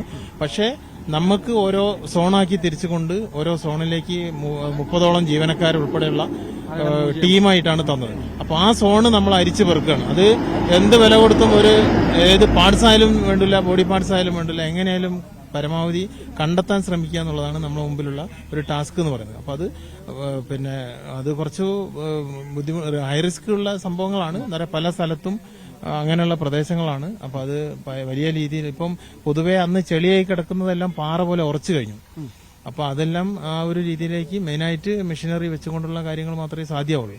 പിന്നെ വലിയ കണ്ടിട്ടുണ്ടാവും വലിയ വലിയ പാറകൾ, വലിയ അത്രയ്ക്കുള്ള മരങ്ങളെല്ലാം ഒരു ഭാഗത്തേക്ക് മാറ്റി. പക്ഷെ ഇതിനകത്തുള്ള അവസ്ഥ എന്തൊക്കെയാണെന്നുള്ളത് അറിയില്ല. അത് നമ്മൾ ഓരോ സോൺ തിരിച്ചുകൊണ്ട് പരിശോധന നടക്കുന്നത്. എന്തായാലും പരമാവധി നമുക്ക് പറ്റുന്ന രീതിയിൽ ഒരാളെ പോലും മണ്ണിനടിയിലിടാതെ ഞങ്ങൾ സാധാരണയായിട്ടും ചെയ്തത് അങ്ങനെ തന്നെയാണ്. പുത്തുമലയായാലും ആ രീതിയിലേക്ക്. അപ്പം സർക്കാർ നിർദ്ദേശം എങ്ങനെയാണോ വരുന്നത് അത് വകുപ്പുമായിട്ട് ബന്ധപ്പെട്ടതാണ്. അത് വകുപ്പ് അറിയിക്കുന്നതനുസരിച്ച് നമ്മൾ പോകും. നമ്മളോട് ഓരോ ദിവസം തിരുവനന്തപുരത്ത് ഇപ്പോൾ ഇന്ന് ഒരു ടീം വരുന്നു. അപ്പം നിലവിൽ ഇവിടെയുള്ള ടീം തിരിച്ചു പോകും. അതേപോലെ കോട്ടയം, പാലക്കാട്, പിന്നെ അതേപോലെ തൃശ്ശൂർ, കോഴിക്കോട്, പിന്നെ കാസർഗോഡ് എല്ലാവരും ഒരു ടീം 3 ദിവസമാണ് ഇവിടെ ഡ്യൂട്ടി എടുക്കുന്നത്. അപ്പൊ ആ 3 ദിവസം കഴിയുമ്പോഴത്തേക്ക് അവര് വന്നതിന് ശേഷം മാത്രമാണ് ഇവര് മാറുന്നത്. അപ്പൊ എല്ലാ ദിവസവും 7 മണിക്ക് പിന്നെ ഒരു 600 ആളിലും മേലെ ഉള്ള ജീവനക്കാര് ഇവിടെ ഡ്യൂട്ടി ചെയ്യുന്നുണ്ട് തുടക്കം മുതൽ ഇപ്പോഴും വരെ. അപ്പൊ അത് തുറന്നുകൊണ്ട് പോവാണ്. അതിനെ കുറയ്ക്കാനുള്ളൊരു തീരുമാനമൊന്നും നിലവിൽ ഇതുവരെ നമുക്ക് അറിയിച്ചിട്ടില്ല. അത് അറിയിക്കുന്ന മുറയ്ക്ക് ആയിരിക്കും. അത് വകുപ്പ് പറയുന്നതനുസരിച്ച് അതിന്റെ കാര്യങ്ങൾ ഗ്രാജുവലായിട്ട് അങ്ങ് നടക്കും. തീർച്ചയായും. എന്തായാലും അവർ പറയുന്ന പോലെ തന്നെ ഒരാളെ പോലും, അതായത് മണ്ണിനടിയിൽ ഒരാളെ പോലും അവശേഷിക്കാതെ പുറത്തെടുക്കുന്നതിന് വേണ്ടിയുള്ള നടപടികളിലേക്കാണ് കടക്കുന്നത്. അത്തരത്തിൽ ഊർജിതമായ ശ്രമങ്ങൾ നടത്തുന്നുണ്ട്. കൃത്യമായി തന്നെ ഈ ഫയർ ആൻഡ് റെസ്ക്യൂവിന്റെ ഇടപെടലുണ്ടായിട്ടുണ്ട്. ആദ്യം മുതൽ തന്നെ, ദുരന്തമുണ്ടായപ്പോൾ മുതൽ തന്നെ ഇപ്പോൾ ഇതുവരെ ഉള്ള സമയത്ത് കൃത്യമായ ഇടപെടലുണ്ട്. മറ്റ് ഭാഗത്തു നിന്ന് എല്ലാ യൂണിറ്റുകളിൽ നിന്നുമുള്ള അംഗങ്ങളെത്തി ഈ രക്ഷാപ്രവർത്തനത്തിനും ഒപ്പം തന്നെ ഈ തെരച്ചിലുമായി ഒക്കെ തന്നെ നേതൃത്വം നൽകുകയും ചെയ്യുന്നുണ്ട്. Cameraman KP ധനേഷിനൊപ്പം MG Mithun, news 18 Wayanad. ക്ഷേത്ര ദർശനത്തിനായി സൂക്ഷിച്ച കുടുക്ക വയനാടിന് സംഭാവന ചെയ്ത് LKG വിദ്യാർത്ഥി. ഇടുക്കി നെടുങ്കണ്ടം പച്ചടി SNLP സ്കൂളിലെ വിദ്യാർത്ഥിയായ ആരവ് സൽജിയാണ് മുഖ്യമന്ത്രിയുടെ ദുരിതാശ്വാസ നിധിയിലേക്ക് ഈ പണം കൈമാറിയത്. ഇങ്ങനെ സംസ്ഥാനത്തിന് അകത്തും പുറത്തും നിന്നുമൊക്കെയുള്ള മലയാളികളും മലയാളികൾ അല്ലാത്തവരുമായ നൂറുകണക്കിന്, ആയിരക്കണക്കിന്, ലക്ഷക്കണക്കിന് ആളുകൾ ആണ് മുഖ്യമന്ത്രിയുടെ ദുരിതാശ്വാസ നിധിയിലേക്ക് വയനാടിനു വേണ്ടി കൈകോർക്കുന്നത്. അങ്ങനെയുള്ള എല്ലാവർക്കും അഭിനന്ദനങ്ങൾ അറിയിച്ചുകൊണ്ട് ഇന്നത്തെ മോർണിംഗ് വൈബ്സ് പൂർണ്ണമാകുന്നു. നമസ്കാരം. ശ്രീകൃഷ്ണ ഭക്തനാണ് ആരവ് സൽജി. മാതാപിതാക്കൾക്കൊപ്പം നിരവധി ക്ഷേത്രങ്ങൾ സന്ദർശിച്ചിട്ടുണ്ട്. 1 വർഷം മുൻപാണ് അമ്പലപ്പുഴ ക്ഷേത്രം സന്ദർശിക്കുന്നതിനായി ആരവ് കുടുക്കിയിൽ പണം സൂക്ഷിച്ചു തുടങ്ങിയത്. അമ്പലപ്പുഴ പോകാൻ ഒറ്റക്കുഞ്ഞ് വാങ്ങി തന്ന. അപ്പോൾ വൈകിട്ട് ദുരങ്ങളൊക്കെ ഉണ്ടായിട്ട് മണ്ണിൽ ഉണ്ടായിട്ട് വെള്ളമൊക്കെ പോയിട്ട് ഞാൻ പാവം കൊണ്ടിയൊക്കെ ആ കുടുക്ക കൊടുക്കുക. വയനാടിന്റെ ദുരിതമറിഞ്ഞതോടെ ക്ഷേത്രദർശനം പിന്നീടാകാമെന്ന് തീരുമാനിച്ച് കുടുക്ക ദുരിതാശ്വാസ നിധിക്ക് കൈമാറണമെന്ന് മാതാപിതാക്കളെ അറിയിക്കുകയായിരുന്നു. അമ്മ ദീപിക്കൊപ്പം സ്കൂളിലെത്തി കുടുക്ക ഹെഡ്മാസ്റ്റർ ബിജു പുളിക്കലേടത്തിന് കൈമാറി. അവിടെ പോയി അവിടെ നേർച്ച ഇടാൻ വേണ്ടി വെച്ചത് ഈ പൈസ ആരോ നമ്മുടെ സ്കൂളിലേക്ക് തന്നിരിക്കുന്നു. എന്തിനാ? സ്കൂളിൽ നിന്നിട്ട് വയനാട്ടിൽ വലിയ ദുരന്തമുണ്ടായില്ലേ? വയനാട്ടിൽ വലിയ ദുരന്തം നമുക്ക് വായിക്കാമോ? വലിയ മണ്ണിടിച്ചിലും ഉരുൾപൊട്ടലും ഒത്തിരി പേരെ അവിടെ കാണാൻ കഴിയും. ആരവ് കുടുക്കയിൽ സൂക്ഷിച്ച തുക സ്കൂൾ അധികൃതർ ദുരിതാശ്വാസ നിധിയിലേക്ക് കൈമാറും. വയനാട്ടിൽ ദുരിതമനുഭവിക്കുന്ന കുട്ടികൾക്കായാണ് ആരവ് തന്റെ കൊച്ചു സമ്പാദ്യം കൈമാറിയത്. ന്യൂസ് 18 ഇടുക്കി.